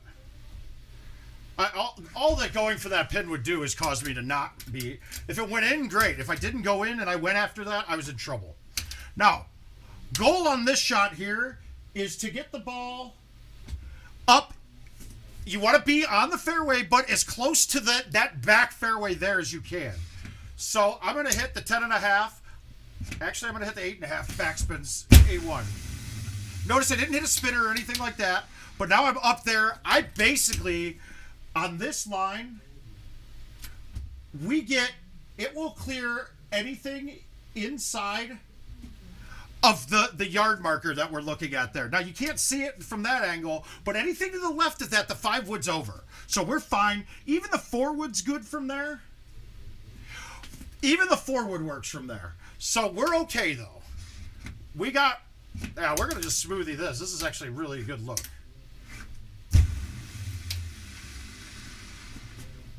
Nearly brought me to my knees. Hey, Andrew, how you doing, buddy?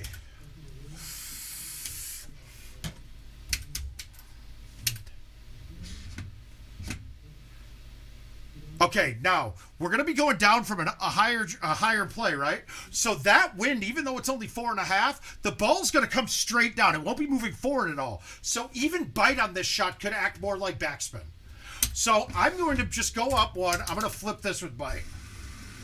I'm not playing this to make it. I'm just putting it on. Look at how even with a 78-mile-per-hour thumb, that ball moved back 10 feet with bite. So if I would have hit the 3 wood a little harder, like 100 with bite, I would have had a serious chance of that backing into the water. And that's a great hole that we're... Ooh.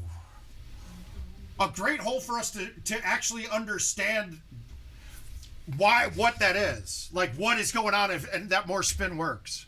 More spin happens with more miles per hour. Guys, I'm going for it. I've gotten it on before. I haven't had a setup this good in a while. So I'm going for that cluster of rocks that's almost a flat spot to get a bounce up.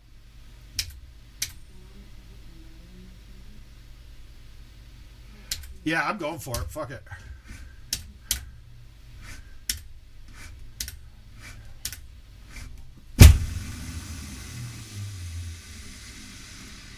Okay, those are dead now. Those weren't dead. That ball bounced like shit. But let's see the drop. I thought I'd get a good drop too. Tough. So I guess you got to go with the C3 into that and try to hit the inside of the rocks. I wonder if I was getting it with a wind ball before. I've gotten it with Titans or. The funny thing is, I know I got that when this course was for prizes live. So we lose one there. Ah, well. Nothing special, just fairway.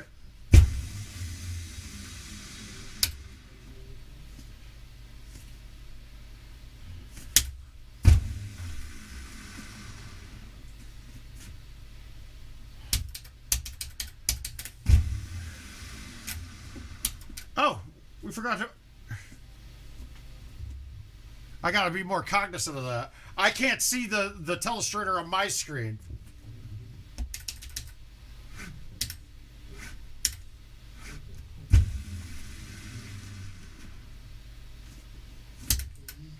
That didn't cut at all.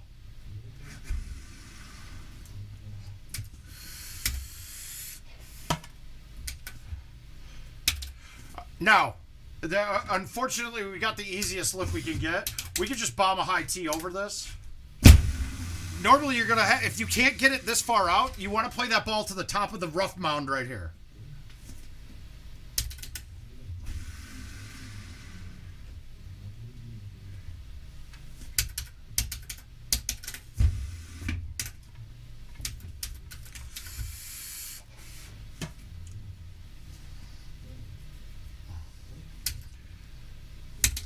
It's not always beneficial to put this ball up as far as you can. I want to put it in my 9 iron to my 9 iron range, because this distance that I just put it is the worst it can be. Now I'm risking going long with that, and I'm risking being short with this. If I put this at 110, I got a thumb 8 iron or a solid 9. Now I'm in a bad spot. We're going to overhit this though because it's no water.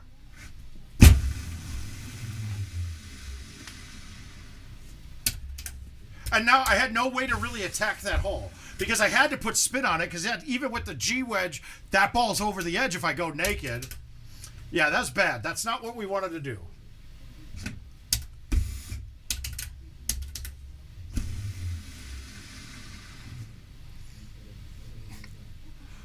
Oh my God. The weatherman said there's a drought.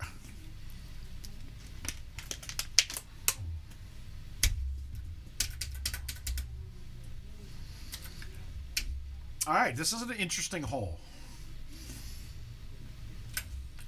You gotta figure out the spot where you're staying under this. Now in this setup, I'm gonna actually do something that I don't do a lot. I'm gonna hit a full. I'm gonna hit a low tee and I'm gonna hit it soft. I'm scared of the backspin because it could very well check the green and check straight right or straight into the water. Like that. Yeah, I was going right anywhere. How did that not... Well, we fucked that up, so let's try... Maybe we'll try to play the goofy shot on 18. We got a good line here. We can go straight.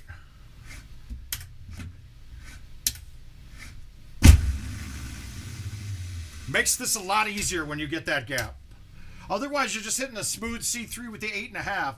You want it to cut a lot, so you're going to hit it pretty soft.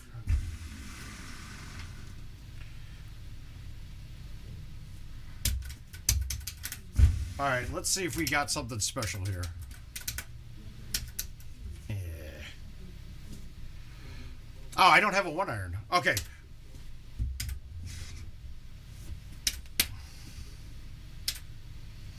All right, we're going to go trick shot here.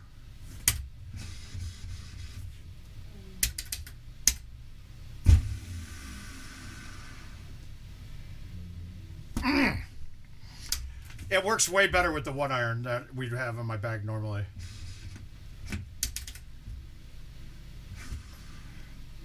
Two a.m. Friday night.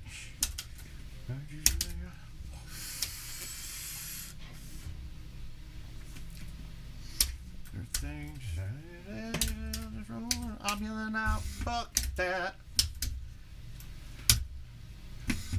God, we made a lot of mistakes there. And that actually wasn't terrible. What's par on that? 28? 27, 28? All I need to do is to play well is have Gomez send me invites, and then it's fine. All game's back to perfect. Always gonna be gold. Oh, and once I get it.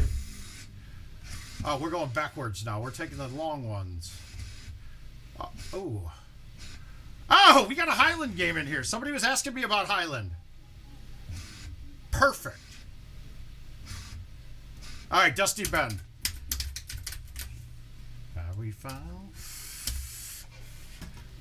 What you know about dreaming? Tell me what you know about night terrors every night.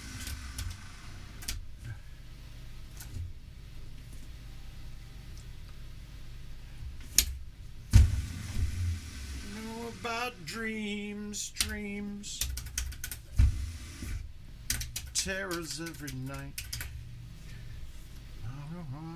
Tomorrow.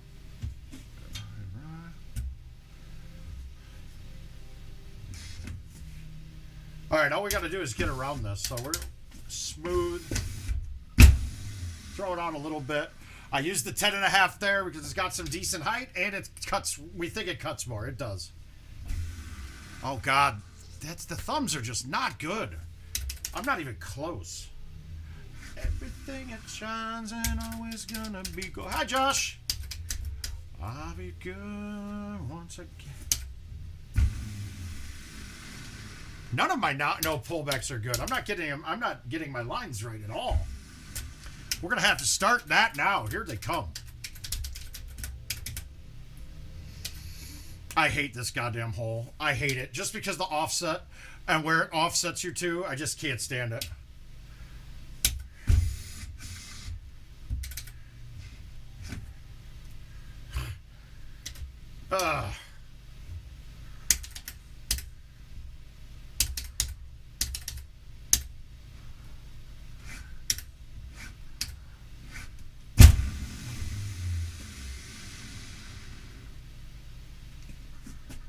Now you got to make sure if this is on wood, it won't. You can't putt it.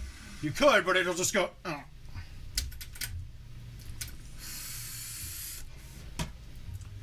If I can, I want to put this over everything. It's not worth the risk today. If I catch a weird bounce, I'm in the rough, and that's even worse. So we'll just put it in the fairway. I want this to have the shortest shot possible because when I'm going over an obstacle, I don't really want to be playing a 6-wood most of the time.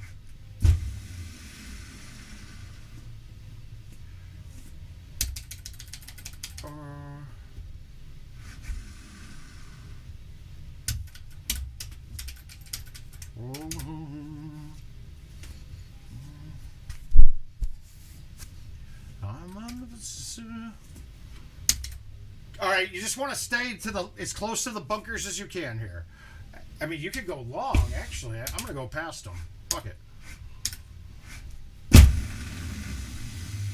And the roof of this this building is your friend, by the way.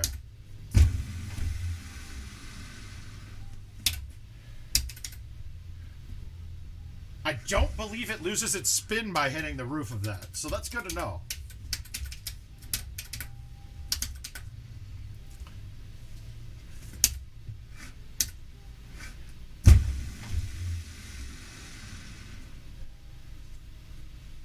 Mother balls! Justin, does that replay annoy you too after you skip it and it replays up while you can still hit?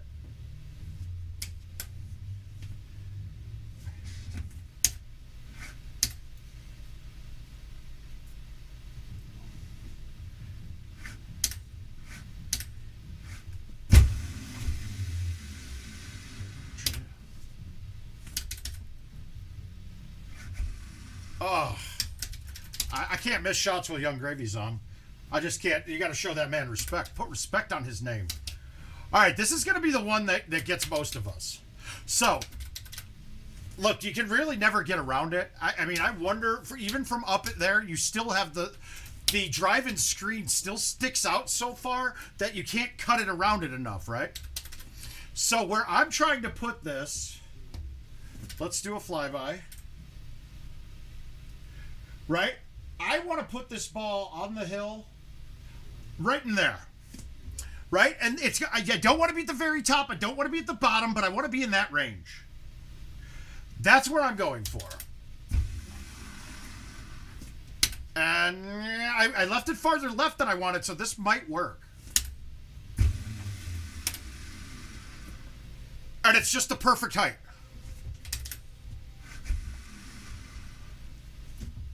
Oh, shit. God damn it. I gotta remember to turn this thing back on. God damn it. I hit a beautiful shot, and I didn't let you guys see it again. My bad. It's because I'm cheating. Whenever I do that, it's because I'm cheating. And I actually just used a mouse and keyboard to move the ball right by the hole. That's it. Because if you notice, I don't make mistakes when you guys can't see it.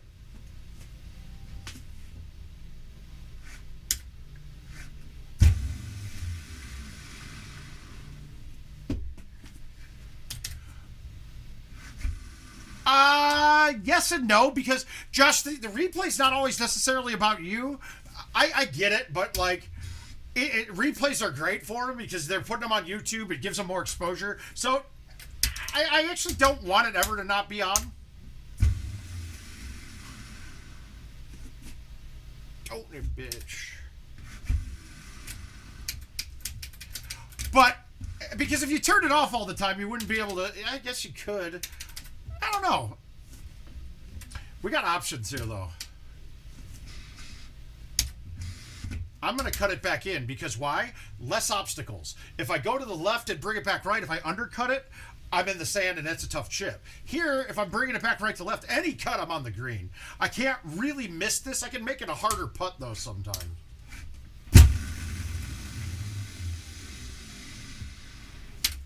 That's not a hard putt, though. I wish that I could say things I've never heard. Said some better word. Okay, now, we want to have the gold. We're going through there. We got to have enough distance to get there, right? So we want to go straight. And I'm going to backspin the 4.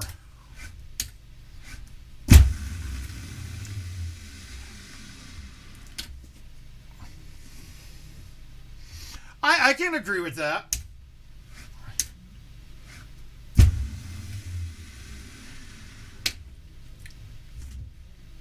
But, okay, now here's the other thing, Josh. If we go through development times to add that feature, is it really going to be used enough that it's even worthwhile for them to waste any time on it? Quick shot there, I mean, it dramatically speeds up gameplay. So they should have a permanent lock quick shot. That would make more sense, right? A permanent lock where I don't even have to watch it ever because they're playing more games per hour if you have quick shot locked all the time, which is money in their bank.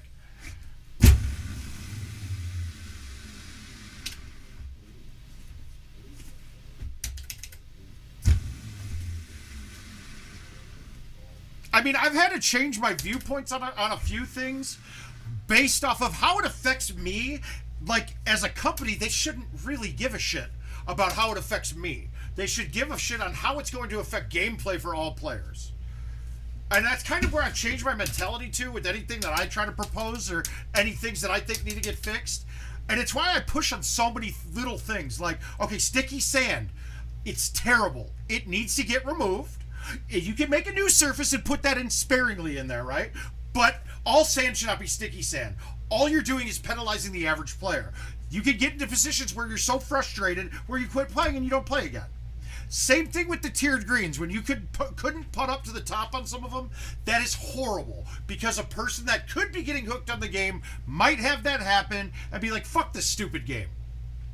Those kind of things are important. Now, most of the best in the world, yeah, the tiered greens, not being able to putt up with them, it would affect me once every week, let's say, okay? So for me, I shouldn't care. But when you look at the bigger picture, it's a really important thing to not have there.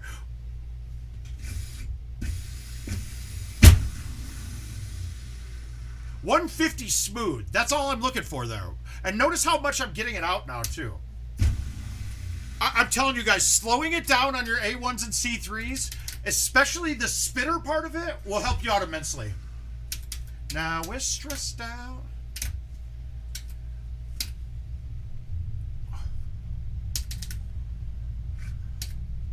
Or the other thing too, the one that always gets me too is the leaderboards having records from the daily on it, right?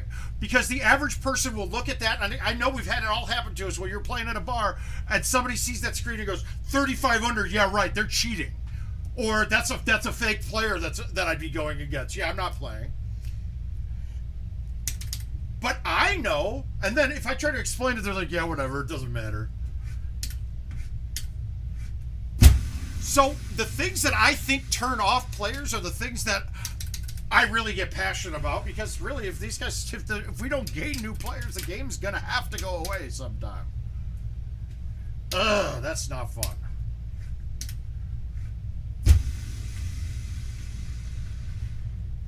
I'm happy with it though. Fine.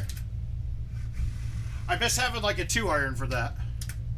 Is that the same for legacy machines? What do you mean? Is what the same for legacy machines, T?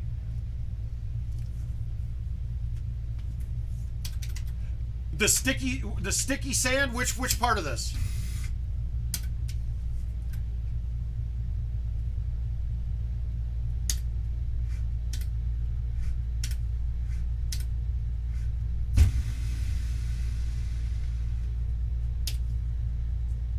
Oh. Well, here we go. Woo! Those are my worst. Oh yeah, the replay thing on the replay. No, it's the new graphics on PGA. If you're talking about the replays, now you don't. It's right on that one. There's an extra screen that comes in there that says replay, that actually stays up even though you skipped it. And you get the replay, so it's active.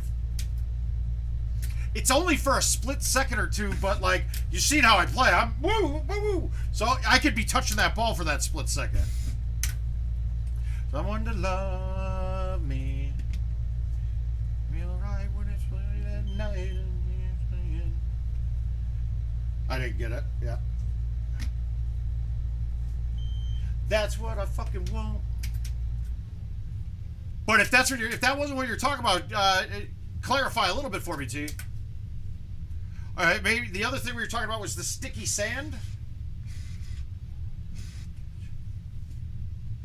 How much time are we into the stream?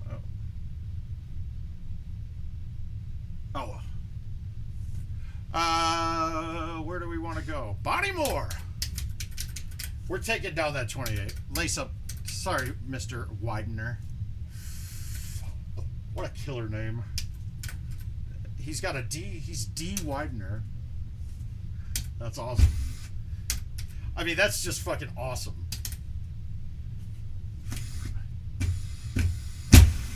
See how soft I hit that? 154. I didn't swing hard, and I'm almost at maxes. It's definitely a thing, guys. Swinging a little bit softer on these is making them a lot more tenable.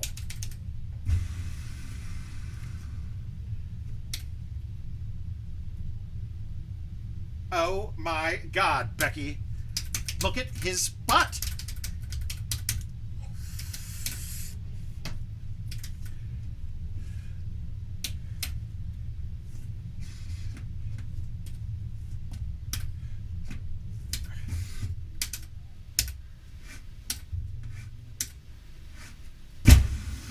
I laid off of this one a little bit.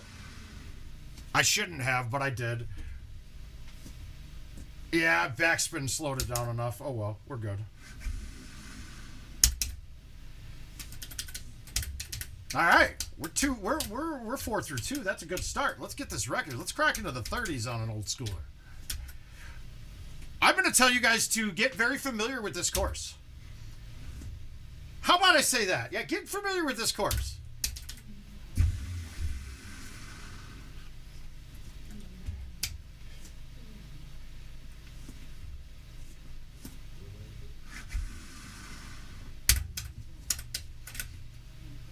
I mean, remember it. Just remember it.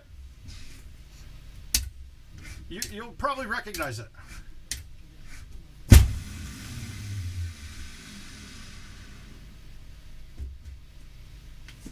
Wow, that's like serious scoopage. I mean, that's just, I'm giving you guys straight nuggets. Well, yeah, it is the T-Rav. It is. Hey, buddy, how you doing anyway? I think that Okay, comes a time and a place though, because you guys, you've seen me hit. I hit really hard, so me slowing everything down, I'm still way up there in speed, right? So one of the things that I'm trying to do is not overhit. It's basically like tilting a pinball machine. You bump it too hard, and it kind of tilts. That's kind of what I'm meaning with that. You don't have to murder it. Is really what I'm getting at. The precision of the shot is much more important than hammering it as hard as you can.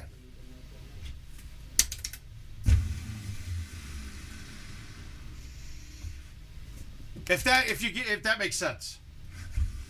And the other thing is, if you're having problems like I was, where sometimes your C3s are read like 140s to 150s, when you think you're hitting it real clean, you're most likely spinning it, and then where you're aiming, you're actually hitting it outside of the marker for a second. So it's not giving you the registered speed that you were hitting. Oh, that was you, T. Oh.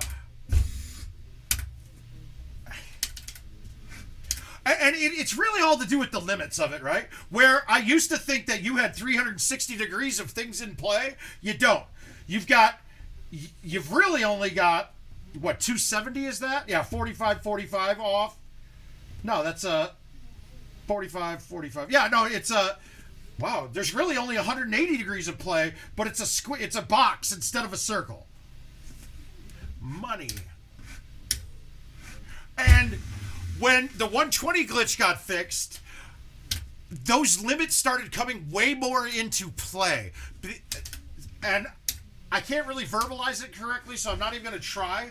But those limits are a lot more in play now. Here's, I guess I'll explain why. So before the ball, okay, A1s and C3s were, okay, all the forward swing takes 2 readings and takes the aggregate of it, right? Why I was able to always hit A1s and C3s at 158 before was because I was maxing it out and the game would go, boom, 158, it's maxed. But now that it has to take two readings, that second one, it is slowed down enough that it's dropping my miles per hour by the second reading when I was hitting it outside of the 1 or the 3.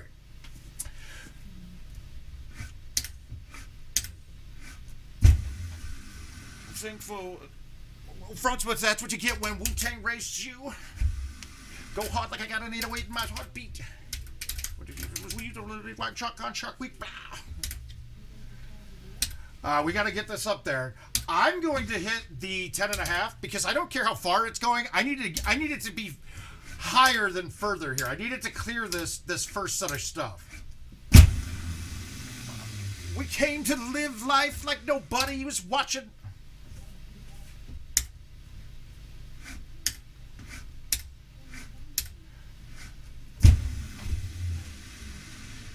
Come on. Oh, wow. I thought I cut it, and I went dead straight. I wanted a baby cut out of that. Nope. Straight back, straight forward. Obviously not going in with that. This is the moment. All right. Give us a good look. Yes. No, nothing special about this. Okay, so leaves, not trunks, right? So a good rule of thumb, Luke, is that one branch... Okay, I always said 1 branch, I'm going up 2 clubs. 2 branches, I'm going up 3 clubs, right? Now, it's kind of touchy because the clubs some of them are actually a little bit stronger than what you see there, and some are a little bit less. So, like a 6 wood, I can't count as 1 club up from my 9 wood, right? Because there's a big gap in clubs there. But going from, like, a 5 wood to a 3 wood, that's consistently gapped in there, and the clubs play very similar distance compared to their loft, right? But yeah, it's really this. Like every branch that I'm hitting, it's a little bit less than 2 clubs needed to get to that distance by hitting a normal speed shot with it. It's not exact science, but it's a really good rule of thumb if you're going to have to play off a tree branch.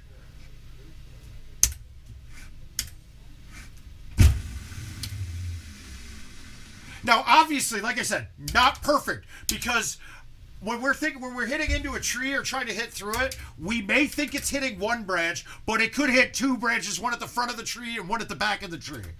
Or there could be two trees interlaced that you're hitting both branches at the same time. So it's still a guessing game, but you've really given yourself a better guess. That's all we're doing. Give it a better guess. I meant to high tee that, but I'm okay. But and the hole that we were talking on was Sunnywood 14 or 12 or something like that. And it works there very well. If you put the ball in the right place off the tee, you're going through one branch every time. But I came up with that theory right away on Indigo Mound, right? Because that's the second year of Golden Tee courses. We didn't have Build-A-Bag back then, but the first year's courses, everyone used the buzz saws. So that was the 8.5 driver, the 3-wood, a 4-wood, and a 1-iron. While the second year's courses, people started using hybrids because of Indigo Mound at 8. It's a shorter par 4 that you have a pretty high tree line, and you didn't have a club that could get over it most of the time with the buzz saws. But with the hybrids, you had a shot to go over it with the 5-wood a lot more. And there was another club in there, but I still wanted that 8.5 driver that you could hit a mile. So what I figured there is, if I thumb a driver, I'm hitting 2 trees right there. Boom, perfect. Thumbed it right through the trees every time it was in the center of the green.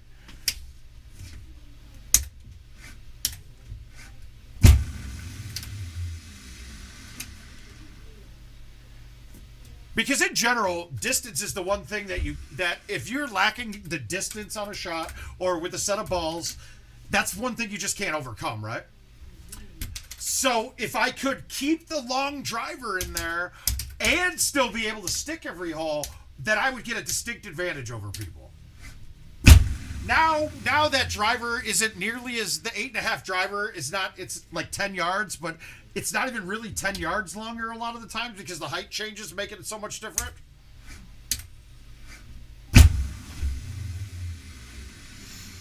So it's not as important now, but there are some shots where I use it all of the time. Let your head down.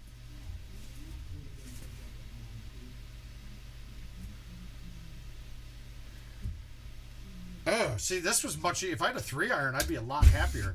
I don't like this with the 9.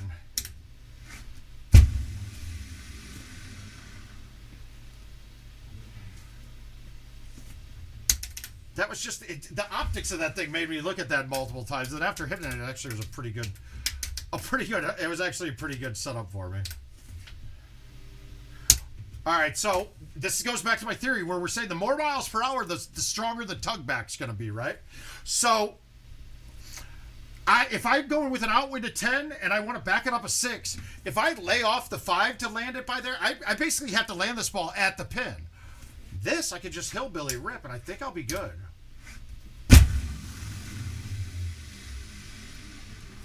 You see that? I got it to back through the 6 right at the hole. That was a perfect description of what we're talking about. But the 5-wood would have bounced forward and probably stopped if I hit it at that same spot. And that's how I can tell you that more miles per hour does mean more spin. I don't know if there's a direct relationship of saying, like, if you hit it 130, that gives you less spin than a 131. I don't think it's that precise with it. I think it's like there's like 3 different kinds of soft spin, medium spin, hard spin, and it's based off of like 3 different numbers, let's say. That's just a guess, though. I don't know for sure. And that's one thing I'd love to try to come up with a way to test. I just can't imagine it being very easy. I mean, in theory, we could. A flat green, hitting like a 7-iron in, hammer it, see how far it goes back, hit it, thumb, see how far it comes back. But there's definitely, I don't need a test to tell me that there's a correlation between that. See how soft I hit that? And I didn't have, now I spun the track ball real fast, but I let it slow down before I hit it. 155 and straight. I mean, that's fine. 155 at that angle is perfect. Wow. I looked up and thought I had the wrong club, and I forgot I was in heavy rough and almost snapped that thing.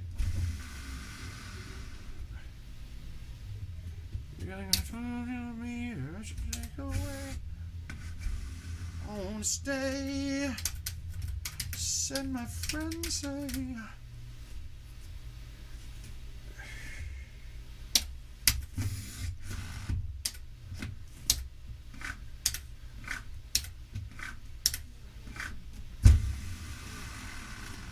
I did not cut that as much as I wanted to. Shit.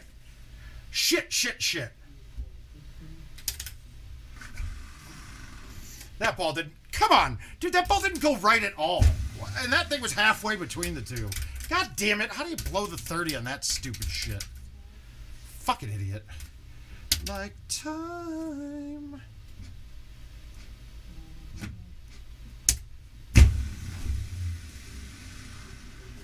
I played that safe. I'm gonna miss this now too. Nope. All right. But we're a worldwide record holder. Woo! The love you're trying to find.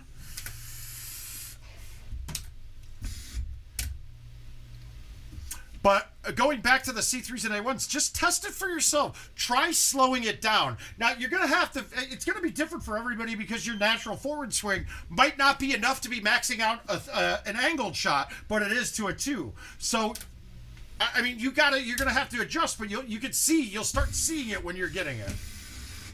And you'll be just fine. Let her go. Well, let's play the first real amateur course that we ever had, but this isn't even that amateur. It's not easy all the time. It's just a very low Golden Tee par.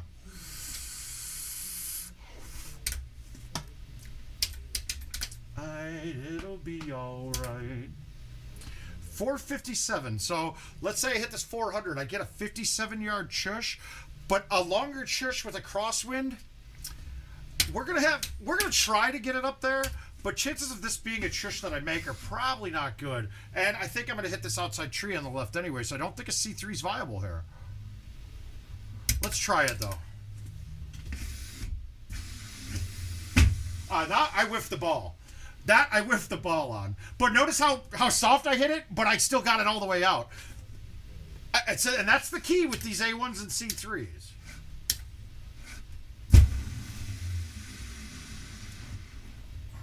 Till the day I die, I say, oh, how the good die young.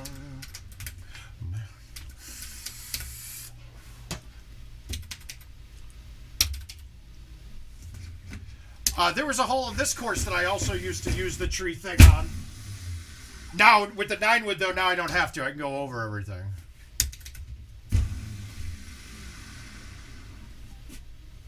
And then they won't go. They go down, still rattle. Rattles, oh.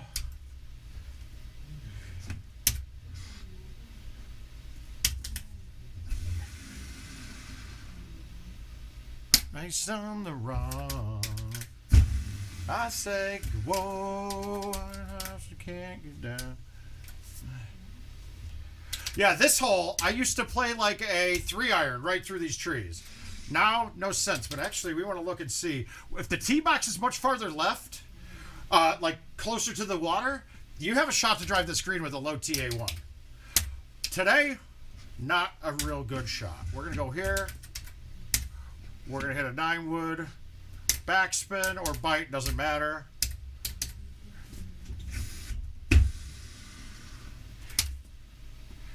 And it still rattles, the gun still rattles, oh.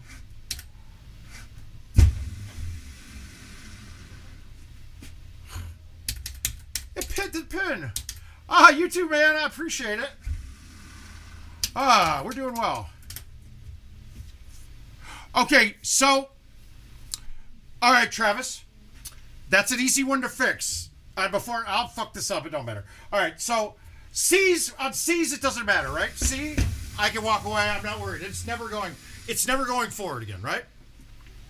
It can't. Physics says it can't. Because you're going directly against the roller that is the one that actually will start rolling back forward and pushing you. But if I pull to A, right, and I go all the way to choose club when I'm doing the spinner, club head starts coming down pretty quick. Right? But once I get my pullback on the A1, I pull it back to A. I will then spin it down inside of the A. And watch, it takes forever. It almost doesn't come back then. So if you're on a machine that it's doing that to you on, just do your spinner, get your pullback right, and then do the spinner inside, a little closer to the B. You're still getting the effect of getting it out to the left and helping you aim that way, but you're also taking away the risk of the ball coming back down and hitting the ball.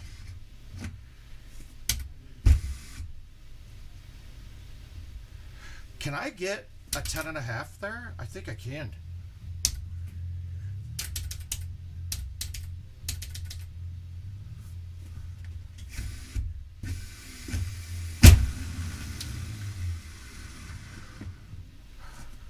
See, that wasn't, I'm not hitting it hard anymore. And I'm in over 155, like every time.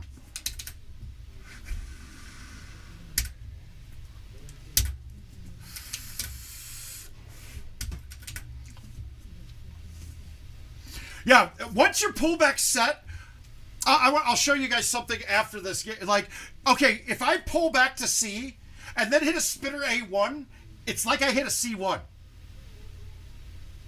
Actually, holy fuck, dude. Wow. Okay, I want to, after this game, I want to put it on casual for a second. I never thought of this. That's new. I think I might have a new shot.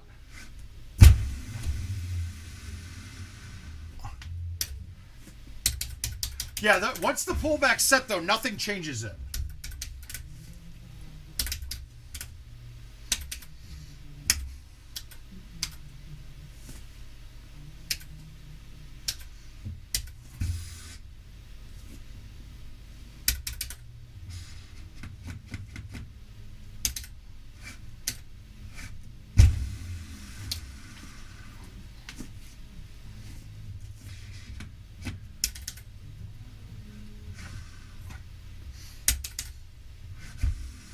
Yeah, no worries, man. Now, you may ask why I cut that shot. Well, we had to get it lower than low. Cutting makes the ball go lower. Absolutely.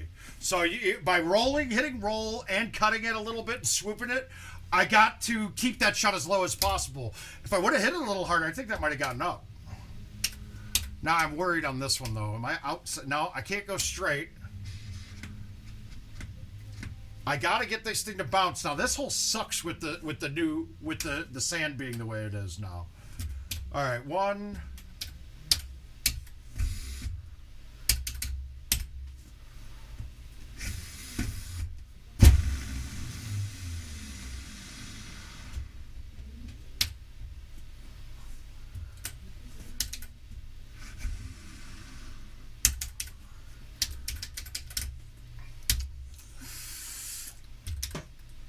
All right, only...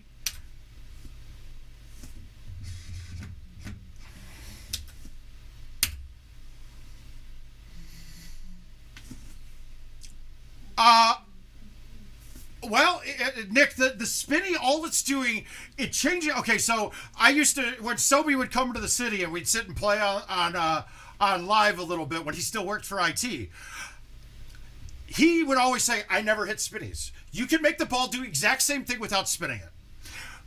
What the spinny does is if I'm aiming to the tips of 1 and 3 to max it out, when I hit the spinny, when I've got the ball already moving the direction I'm trying to aim it, I can then aim inside of the 1 and still get the maxes, right? So what it's doing is I'm losing less of my forward swing power directionally. So where if I go to 45 in a perfect world, 45-degree angle is actually going to use about half the, it's going to take twice as much power to get to the max, right? The math doesn't add up perfectly, but if you get what I'm saying, like half of my swing is going left, half of it's going forward then. So if I can make it still 60% going forward to accomplish the same thing, I have an easier time at getting the max speeds. And it's easier to get the ball out directionally then too. And with the way the trackball is, without having that roller moving, it's kind of hard for it to read that first. especially on C3s. Because going A1s, you're hitting directly into the buttons, Luke. But when I'm hitting directly, if I'm hitting directly to the one, okay, I'm coming into contact with the roller. Because if we look, let's see if I have the image around here. It's here. I know it's already open.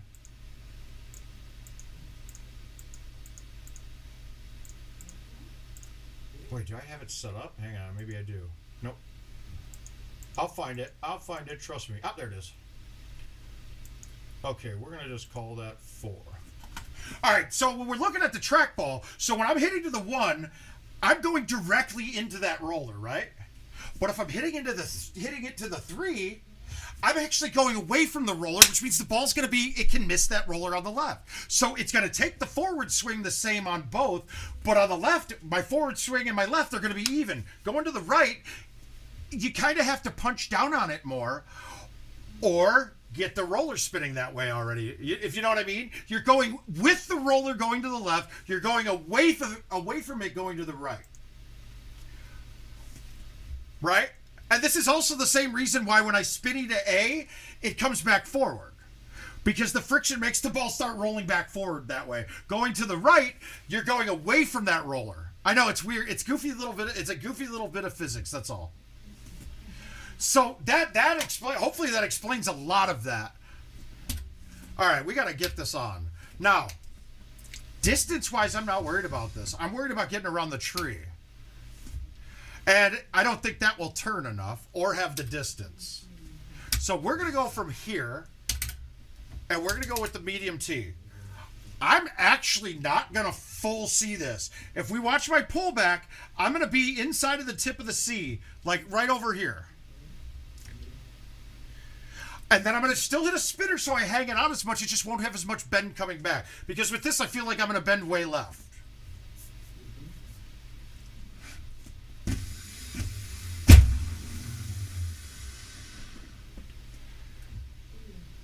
And a little bit more, and I kind of whiffed the ball on that a little.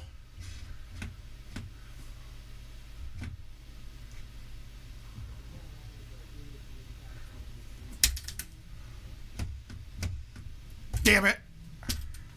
I was trying to hit that a little harder with the 5.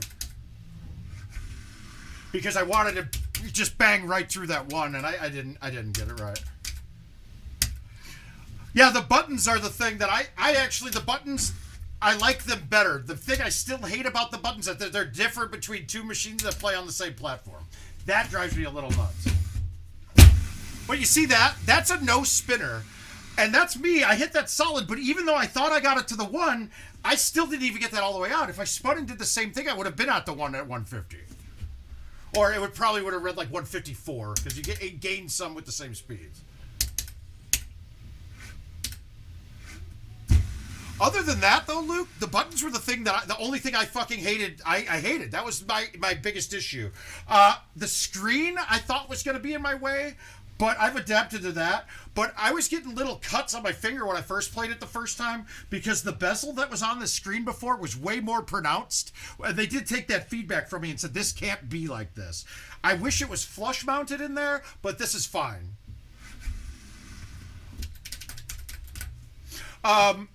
I also, the deck, I like the way that it opens from this side, but I also hate it. It is a lot harder to work on the machine.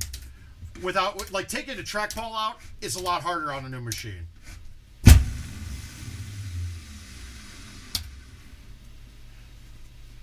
So there's a little bit of both sides of it.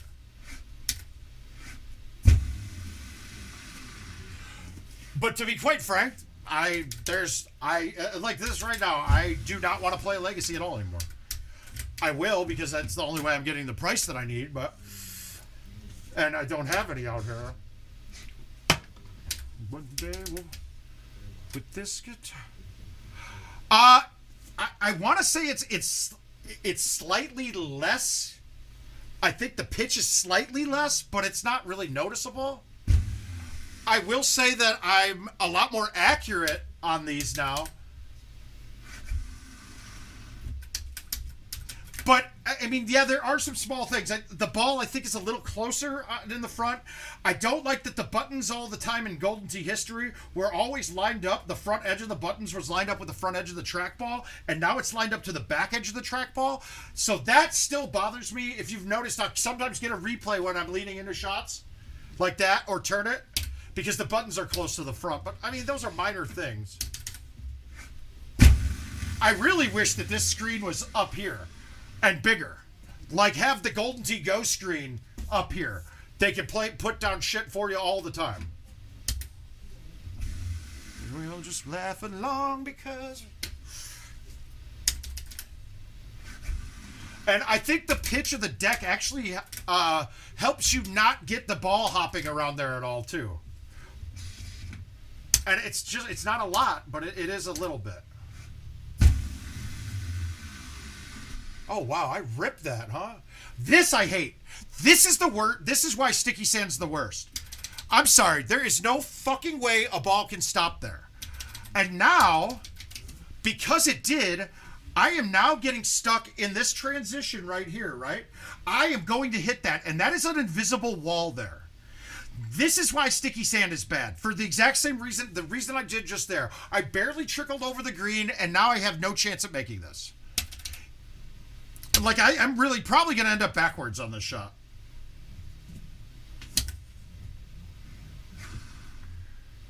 I was smart. I pulled it back and backspun it. I can't control it as well there, but if I hit that soft enough to make it, there's no doubt that hits the wall and goes right back into the same spot. Now, look at this. This is fixed now. This hole has been offset since the course was out. Since 2005, this hole's been offset, or 2008. And now it's right. Weird.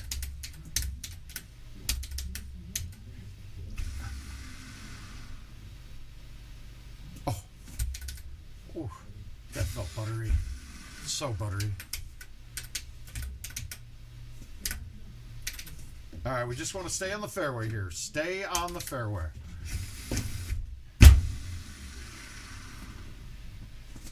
I don't really care how far up I get because no matter where the pin is, I'm always going to be hitting 8.5 in most likely. So I'm most likely going to be hitting the 8.5 in. Not always, most likely. 60% of the time, it's every time.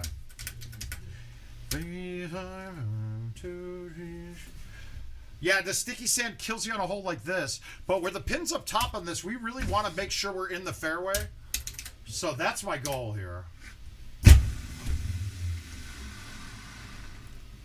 Right there is fine. Did I get around? Yes. We're good. Wow, that was not a good line. Built this house on memory. Pray until you see it. And this is another one, like where some people will be going full. I'm going directly at my target, right?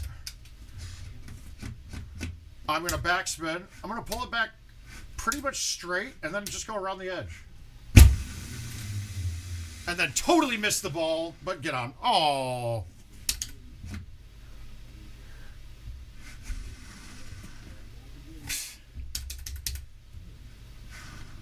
All right, I got one more in me, and then I got to go lay down. On memory. Where's that? What do you mean, Cameron? What's up, bud? How you doing, man? Cameron, I don't even know what you're saying, man.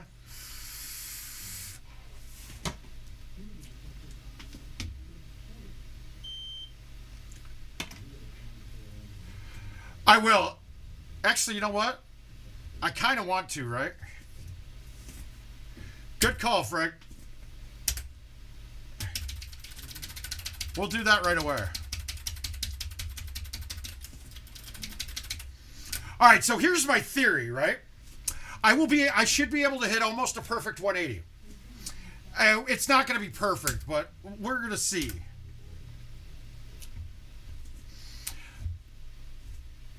All right, we're going to go 2-player, casual, 18 holes. What's the flattest first hole? A flat first hole. I'm trying to think. Desert one is really flat, I think, right?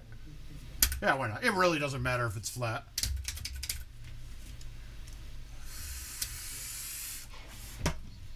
Ah, thanks, buddy. Yeah, this is a bad one. This is a really bad one. Yeah, this isn't good at all. What am I thinking? I forgot it's a drivable hole. We'll pick a different one. So this is gonna test two things. I want to prove to you that a 142 dead straight is the same as a 158 dead straight. Mayfield, but if it's not long, then I'm ending up in the rough, and I need it to be able to roll out. It's got to be Falcon. Falcon's got to be the best way to go. Or somebody, what's the other one? Somebody, Bonnie Moore one? Yeah, that's not bad. No, I don't know those TPC ones well. Jamaica one. Oakwood one, no. Coral Ridge one, no.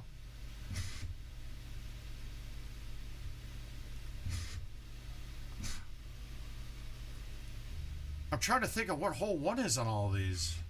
No. Rattlesnake one. No. Mystic.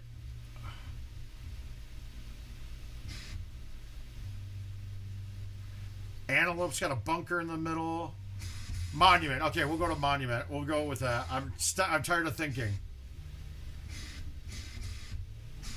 Yes, Monument's good. Baja one, but if it's drivable, Cody, it gets a, I could get the bounce on the hill. This one's never drivable. Well, it can be, but that's fine. Okay, we're gonna just do this with stock.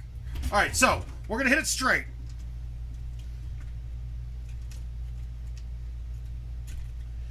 So we're gonna hammer this straight, medium T, no high T, and we'll just go by carry. 337. Okay?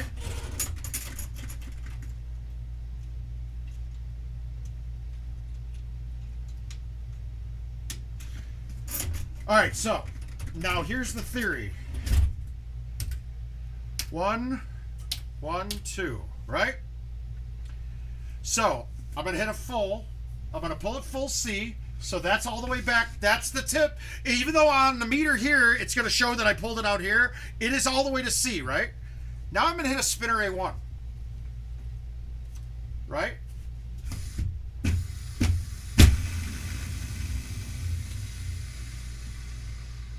Yeah, that's not... Ooh, fuck. It's going to be really hard to tell. It's going to be really hard to get that right because getting it to the max out there isn't easy. We'll try it again though. All right, so full C, spinner A1. Yep, too far inside. But as you can see though, right? My carry distance, even though I'm 152, the carry distance is close to the number. I'm just going with all empirical data tells me that it's the same. Or let's just do a half and half. What do you mean, Cameron? So I'll do a half shot here and see how close this is carry distance. That's pretty straight. We're going to see that lands about 332. That's pretty damn close.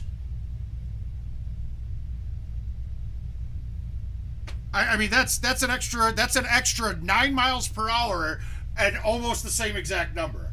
And I keep saying 332 is 337. My bad.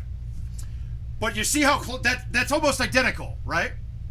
So the reason why it was a little short was because it had a little bit off of the 180, only a little bit. So that number. So what I've been saying to you, telling you guys that number on the forward swing. The number on the forward swing is just multiplier. It's the same exact speed.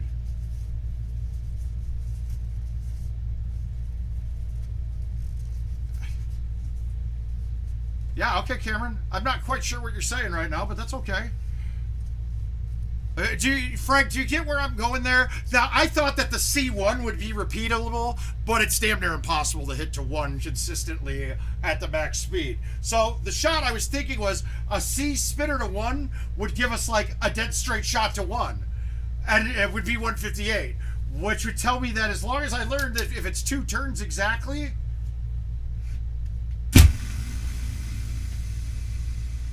I mean, it really looks like a full C1 is dead 2 turns, right?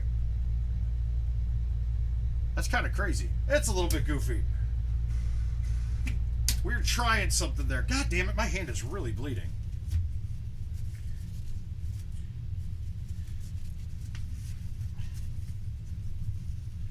Nipped it. I nipped it on the trackball. I need to put a Band-Aid on it. Yes, I do really want to quit. All right. Fuck it. I'm not going to run up, get a Band-Aid, and come back down. So we'll kill it for tonight, guys. I appreciate you all being here. I really, guys, send me, if you guys have courses that you got issues on or specific shots, I don't care if they're glory invites. That's great to talk about and stuff we can telestrate through a little bit more and get through the finer points of some of these courses, especially the older ones, right? No, dude, I got it. I nipped it when I was doing something with the trackball inside of the deck. There's a little ridge here that caught me, Castillo. You will not catch me dead. You would rather see me dead than wearing a glove. We make fun of people that wear gloves. Although there is some benefit to it. But we will see you guys on Friday night. Maybe Friday day. I don't know what I got going on. Actually, Friday night. It's going to have to be. And I got to get out and play some commercial tomorrow. Yeah, guys, I appreciate y'all being here. Word of mouth. We're done for the night. Love y'all. Have a good, safe rest of your week, and we'll see you on Friday. Peace. Hey, where's my mouse? Oh, there it is.